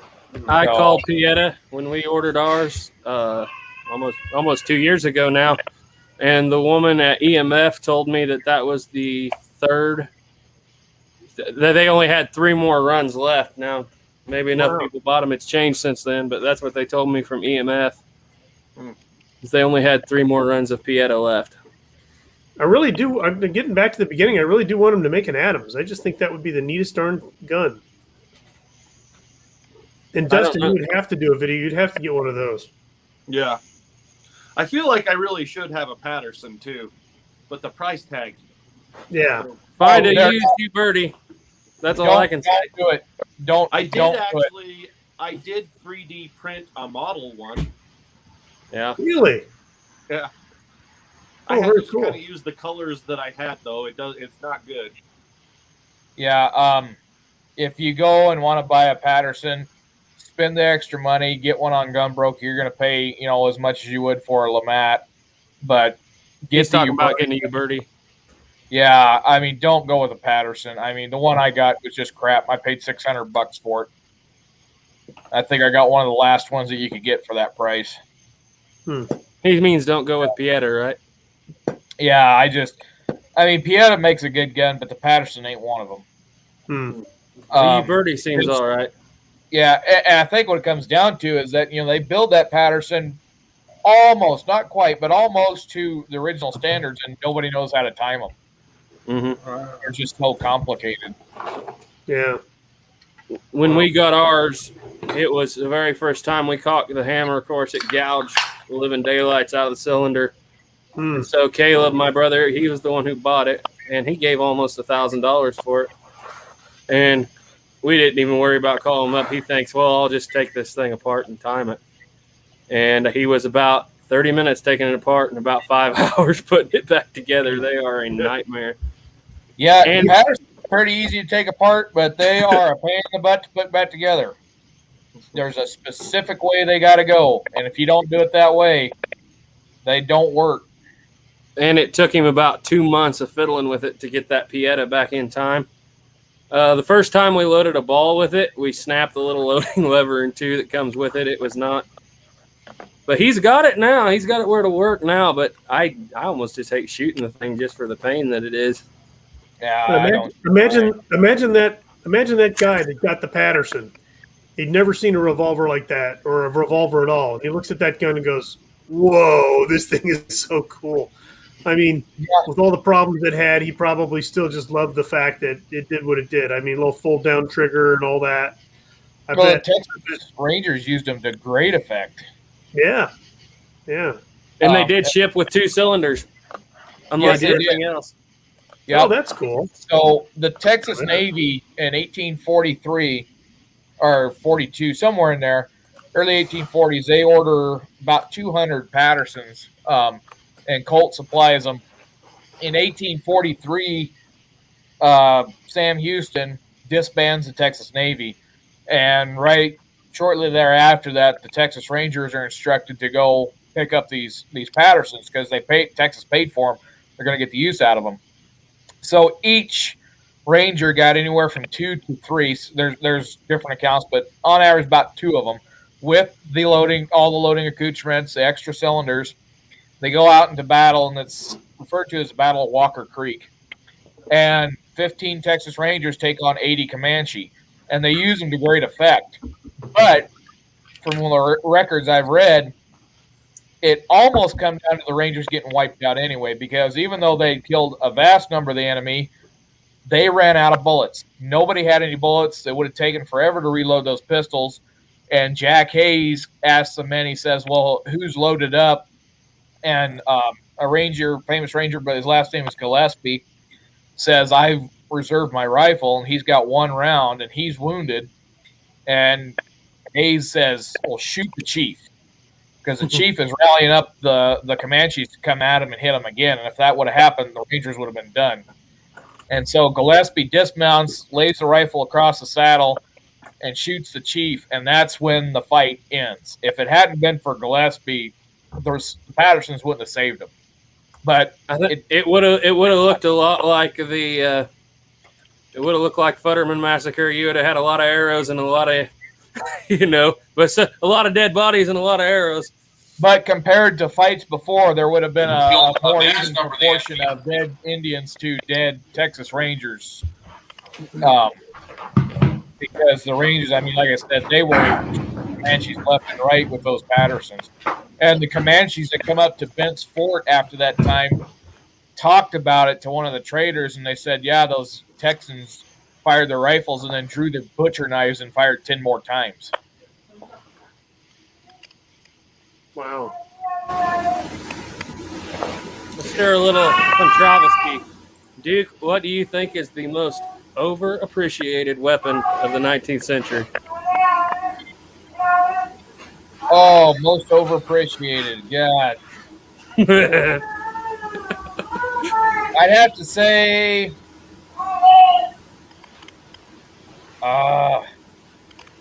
that's a tough one. That is a good question, ain't it? Any of you can answer it. Ethan and I were talking about this earlier today. I'd have to say to a point the Gatling gun.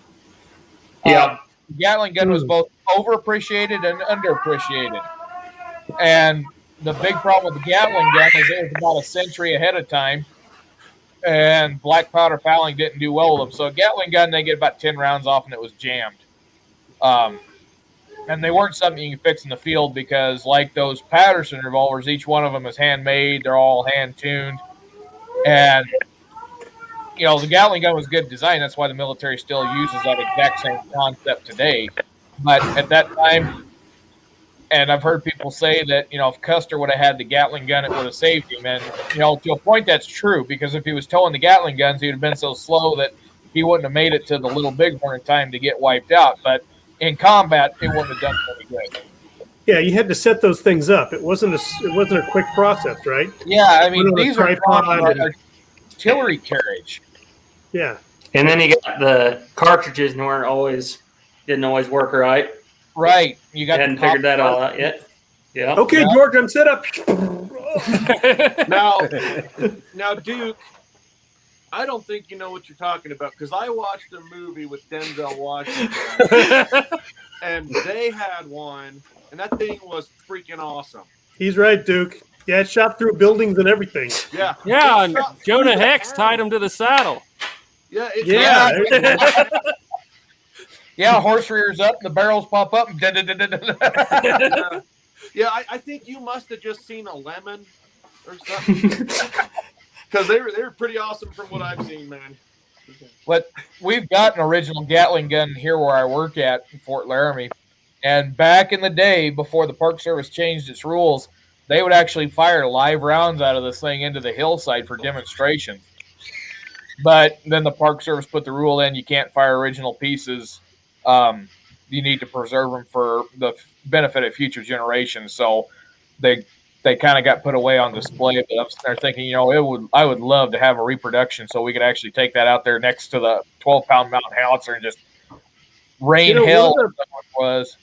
One of the requests I get a lot is, can you do one on the Gatling gun? And I'm like, I would love to, but I need to get to a Gatling gun first, because otherwise I'm just showing pictures and videos. So, if you want to buy a special use permit, I can probably get you in behind the display so you could actually look at one up close. Is that right? The question is, who's going to run this, Bill or the T-Rex? It'll be Bill. The T-Rex was too short to crank it. So, well, he lit a cannon off once. I mean, sure. Well, he just had to bend down for that. That was okay. But yeah.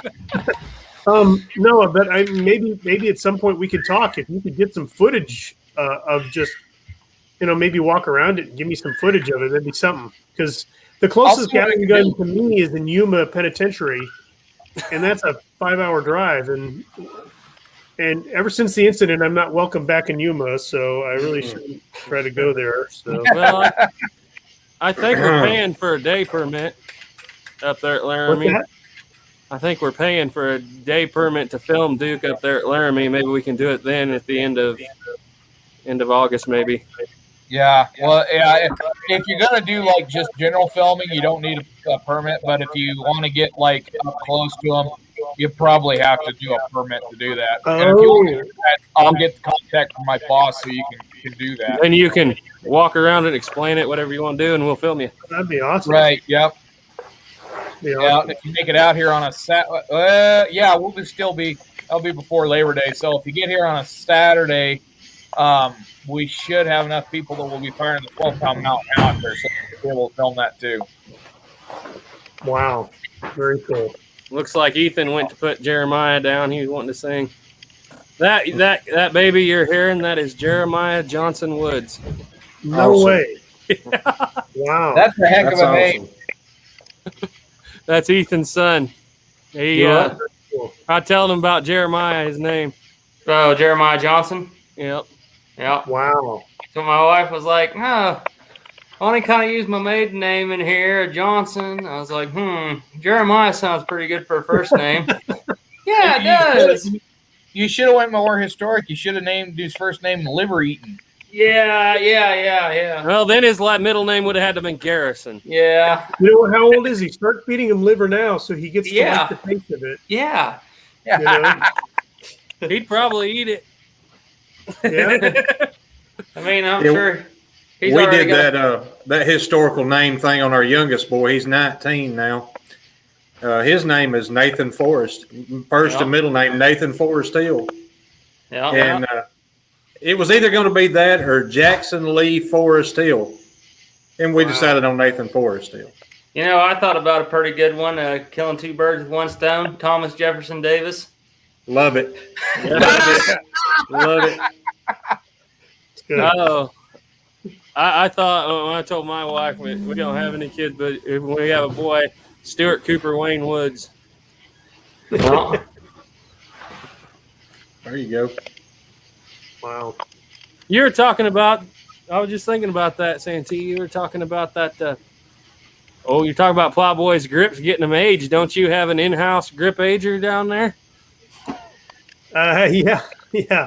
Bat Jack JW, is that who you're thinking? Yeah, he does it too. He's made a couple of really good grips, but I broke them. So don't tell me they were on that colt. They were on my cattleman, and there was a spinning incident, and the gun fell. And the spinning incident. So I glued it back as best I could, but it was kind of like the leg in A Christmas Story, I just kind of glued it all back together, and it just keeps falling apart, And Aaron McGavin keeps coming to my door and saying, "That's not how you do it," and I'm like, "I don't know," and it's just really awkward. So I need a new pair, and so I was thinking about that Magna grip guy. Magnetus. Magnetus. I'll be honest with you. I'm going to buy more of those. I'm not trying. I frequently talk up people in companies that don't even know I exist, but I kind of like them. That Magnetust, the material itself, to me feels real heavy and dense. It don't feel like any sort of polymer or plastic to me. Okay. Well, maybe I'll try them. I really like it. And of course, now if you spend $70 and you're not crazy about it, I apologize, but no, that's I like it. I often thought, well, why don't I just put bone on there? It's the closest thing to ivory that's inexpensive enough. But I don't know if anybody here has worked with bone before. It stinks. It's a pain in the butt. Right. If you haven't worked with bone, then you want to work with bone outdoors because it will keep that plate. You burn that, it'll smell for hours. Yep. There was a company out there that was making fake ivory, but it looks and feels like the real stuff. And it almost costs, well, if you go back about 6 years, it would cost about as much as the real stuff. But I can't think of the company that was making that. But yeah, it's got the grain in it. It's really good looking stuff. True Ivory used to do it. Yeah. Because there was some, Uberti made some that had those on there, and I mean, you couldn't tell the difference between them and a brand new pair of real ivory grips. Yeah.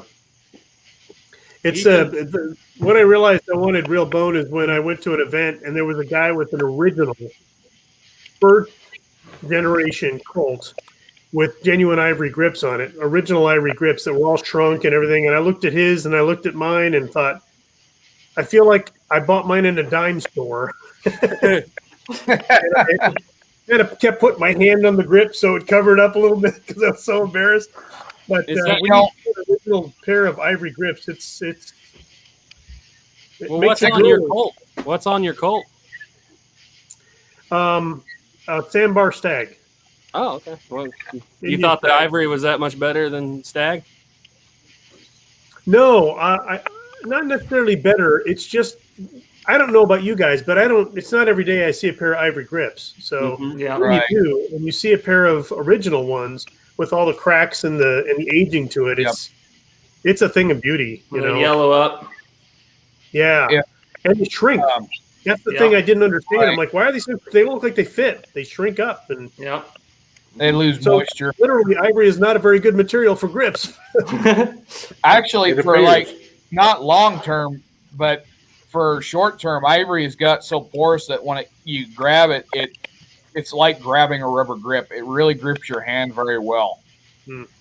But 8-9 years ago, you could still buy and have made real ivory grips, but rules changed and now ivory can't cross state lines, so can't even get it done anymore. Okay, because I remember you could get it if it was already a product that was already ivory. Right. So, I looked into it at the time. It was like $400, which is not that expensive, but still expensive for grips. It was $400 to get them. And then when I got the money saved up, the regulations had changed, and then you can only buy ivory in the state that you reside in, and it cannot change because they're trying to, curb the ivory trade altogether.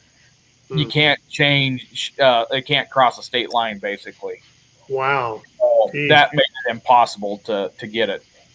Yeah. Because about that time, I bought a A.H. Fox shotgun double barrel, had an ivory front bead on it, and trying to get that thing shipped through Gunbroker to Kansas. I got it finally, but you can't carry it into Cabela's. They won't even look at it. Yeah. So, because it's got an ivory bead on the site? It's got ivory on it. It's got ivory, yep. Huh. Interesting. Wow. Wow, I didn't realize the restrictions were that severe. I know like Cabela's, they won't even let you take it in the store. So you're telling me the security guard at the front knows what an ivory? You gotta check it in when you walk in. Oh, okay. All right. They know. All right. Believe me, they know. All right. Wow, that's crazy. But what was really cool, when I was in college up there in Rapid City, the Cabela's there got half of the Gary Berghoff collection. So Radar O'Reilly from MASH was a big gun collector, and there was all kinds of cool stuff. He had an original Walker in there, and they wanted $3,000. I mean, it was rusted up, wouldn't never fire again, but they wanted $3,000 for it. There was a lot of cool stuff, and I think just about every gun there was ivory gripped. Wow. And they let it in the Gary store. Right? Berghoff, Radar O'Reilly was a gun club. I would never have thought that. That's interesting. Yeah. But this was before the we have teddy bears as well. I was about to ask, probably had a teddy bear collection. Yeah, they didn't have the teddy bears in there, but they had, oh my God, original Colts, original Smith and Wessons. I mean, there was all kinds of cool stuff. There was a gold inlaid 1911 that I'm pretty sure was part of that collection.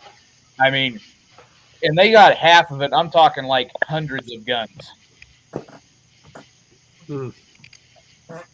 What's the story on old?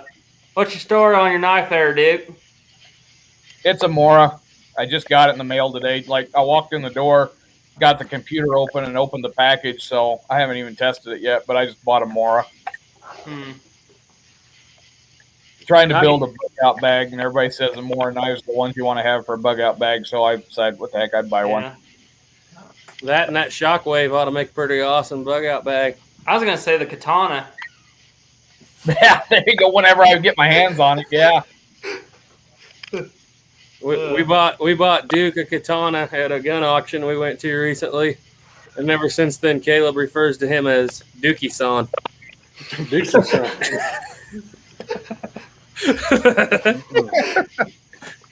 That was a stick. The katana for the Scottish basket hilt. Yeah, he didn't think that was too good a trade. I got a quick question for Dustin right quick. As the only guy here, as far as I know, that's got a LeMat on your channel, what's a dream gun that you would like to have someday? What's your number one dream gun? Oh, number one dream gun. I get asked this a lot, and I never know what to say. I do really want to get a Patterson, just because that's kind of like, especially as far as Colt is concerned, that's kind of page one. So I feel like I need to have one, but the price tag deters me. But gosh, dream gun. I think the reason I never answer this is because it depends on the moment. Like, I go back and forth. Like, right now, I'm sitting there talking about all this Old West and Colt and stuff, so I'd probably say a good quality Patterson reproduction. But then there's other times, like, lately I've been really into, like, air guns, and there's some really sweet air guns for the squirrel pesting that we do. That'd be cool. That's coming up on the channel, by the way. I've been hesitant to do that because then you get, like, animal rights activists after you and stuff. But we're getting some pretty awesome footage through the scope camera, so it's going to have to happen. Dirt naps. Yep. Let the PETA have their fit. Do it. Yep. Probably get you a lot of views. It probably would, actually. I had a friend who used to go. Footage collected. I bought this side shot that goes on the side of your scope, and records through the scope, so the viewer sees what you're seeing. And we've got some pretty cool stuff with squirrels and prairie dogs. That's cool. So I had a friend who used to go to North Dakota like every year for what he would call the Great Prairie Dog Holocaust. Yeah. And he would just tell me about it, and I would just be like, "Oh my god!" Yeah. I got one with a walker once. That was pretty fun. Whoa! Oh really? my gosh! Yeah. I shot one with my Sharps once. Garrett, I'll send you a photo of that. I'd love to see that. Was there anything to take a picture of? It was a mess. Oh, what was the Sharps one? Was there like 15 yards away? Maybe it was a pretty close shot. Nailed him. I think it was about 45 grains in a round ball. So if you're wondering if that'll take a prairie dog, it did. It'll do it. I want to see Duke do it with his brown vest. Yeah. Oh, yes. Oh. I'd have to be at about 15 feet. Although if I got that one load going, if I got them at 50 yards, I could probably knock them off. But buckshot. Is that the 200 grain load? Buckshot. That would be a viral video. You gotta ask, what's Santee's dream gun? He's already got a Colt. It always changes, You though. know, I have to tell you, I'm sort of like Duke in the sense that It it changes. depends on the moment. My current dream gun that I would like to have would be a Remington rolling block carbine in 4570. However, the price tag on those is pretty high. And Gunbroker has them, but they usually have those ones in 43 Spanish, which was some weird caliber. We got one of those. Right. Yep. You know, and a lot of people have those, and those are readily available, but I don't want it in 43 Spanish. Well, I'll tell What you, you could we do- have an original 43 Spanish, and we went and paid, what was it, 5 or 6? That isn't so bad. 4? No, when I say that, $5 or $6 a piece for For the brass. brass. empty Oh, brass. brass. I thought you said $500 or $600. I'd be like, yeah, that's a pretty good price. Well, we got it for not much more than that, but the reason they're so Oh. cheap is you can set up just reloading 20 rounds of ammunition. By the time you buy everything, you got the price of the gun back in with your molds and your dies and Yeah. and They're brass. just really, rolling blocks and the sharps, and all those guns are just really neat. And I used to want a sharps really bad. And then I thought, well, really what I want is a Spencer. But then I messed with the Spencer and I hated it. I hated it. I like, this is the ugliest thing. And then of course it only worked part of the time. So I thought, no, I'm back to a Sharps or a Remington rolling block. So those are what I'm best with. What you could do if you want to spend the money, buy one of those 43 Spanish and then have it rebarreled for $45.70. So you'd have the cost of the gun probably $200, $300, $400 to have it rebarreled into the 45.70, and then have that cut to whatever length you want, and then you'd have it. Yeah, it's not a bad idea. I didn't know you could have them cut down. So Yeah, well, when you buy a barrel blank, I think they come in like a 32 inch, and then you can have it cut to whatever you want, as long as it's over 16 inches, of course. But right. yeah, I think I was watching Midway USA on their YouTube, and the guy, I can't think of his name, Larry Potterfield, he recreated Custer's carbine, which was a 50-70, and he took one of those old Spanish ones and put a octagon barrel on it, chambered it for 50-70, and it was a nice gun. Well, that's good to know. Well, maybe I'll look at that and see. I don't know what the price would be to rebarrel it, but we'll see. Probably 4 or 5 max. I'd say $600. Well, what was that? We used to have a rolling block 4570 carbine bull barrel.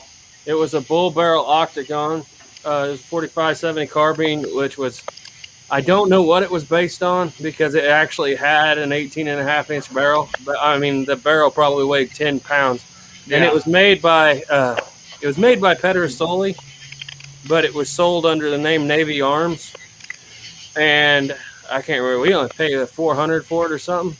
Yeah. And when I went to trade it off, the trade-in value was only around $400, and sometimes they show up. And I think it might just be the kind of wood they put on it that make them so cheap. But every now and then when they show up, they'll be around $500.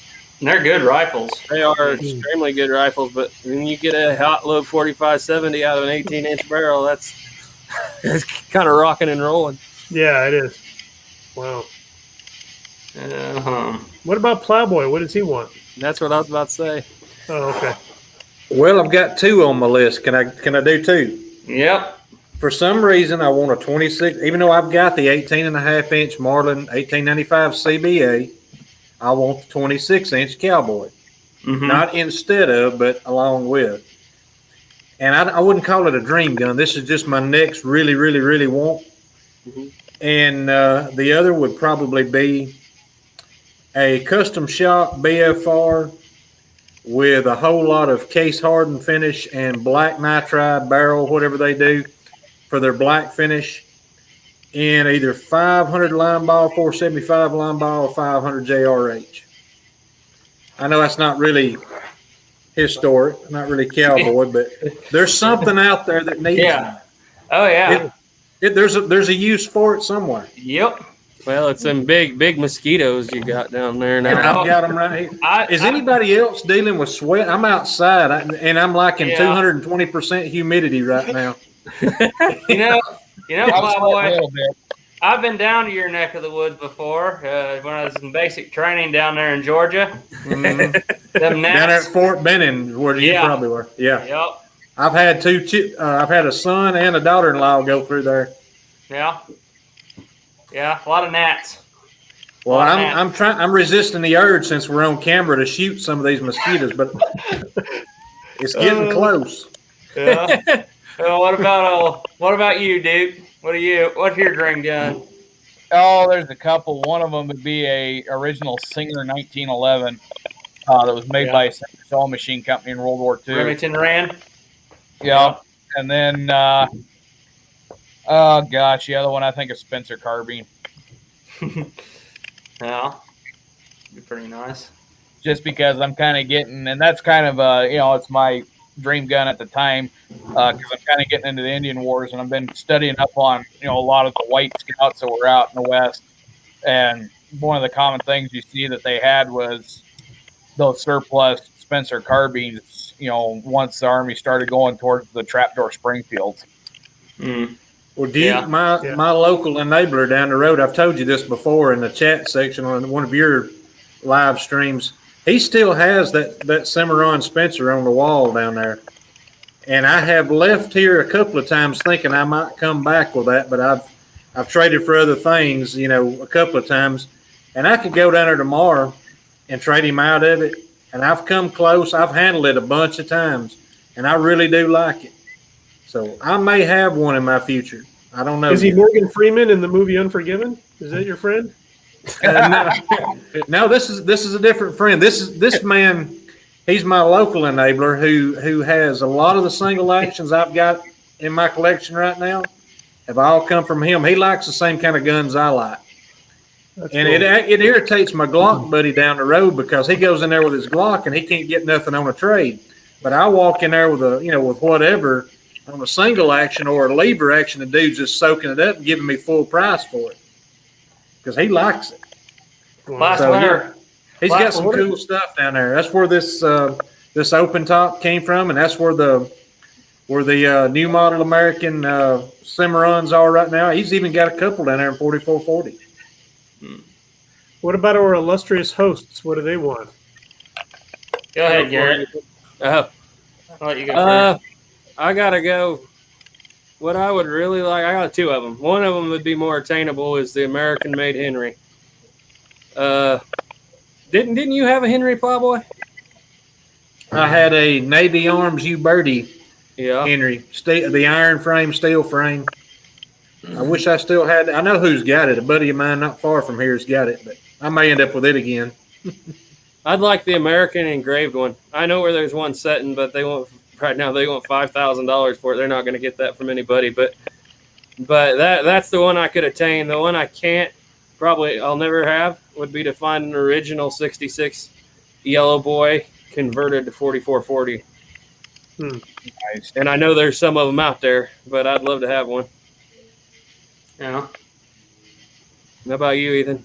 Oh, like everybody else is saying, it depends on what time, what you're into at the time. But I've been into flintlocks for over a year now. I don't know if I'll ever get out. I kind of want to get a 40 caliber Saudi Daisy flintlock in between a 36 and a 45, kind of that sweet spot. Make a good little deer rifle.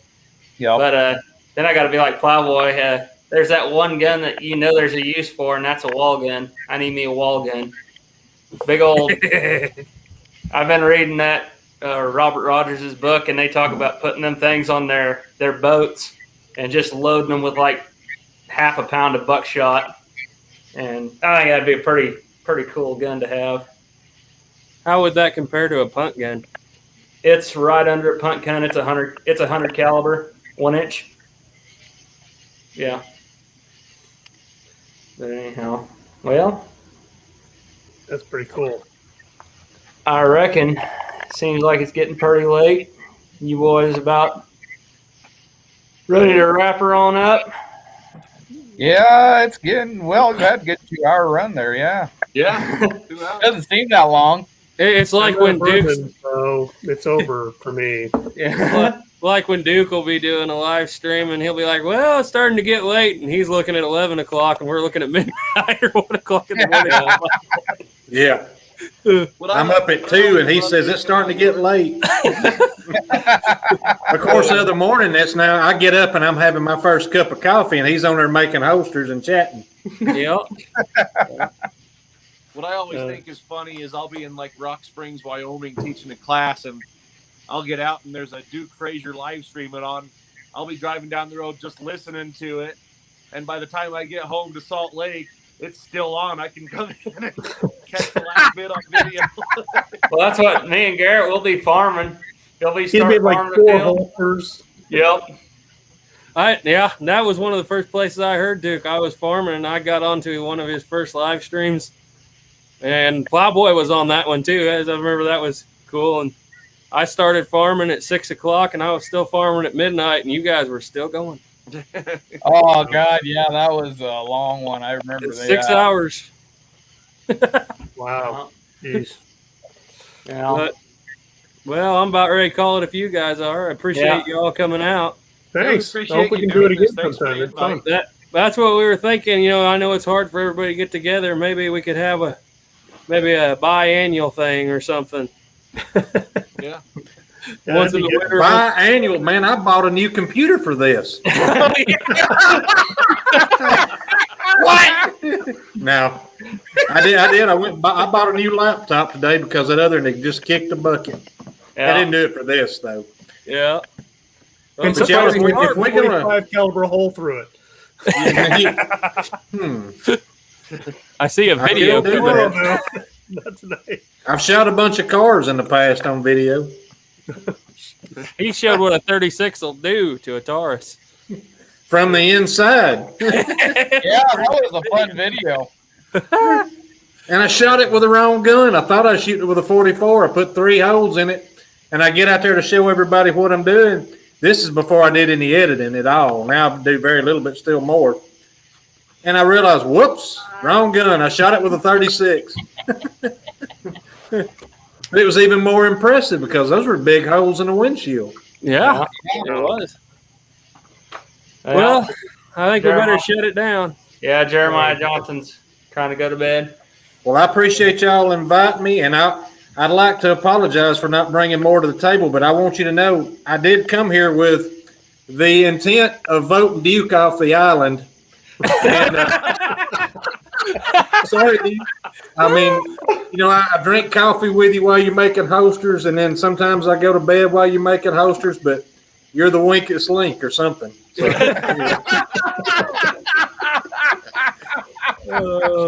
Oh, man.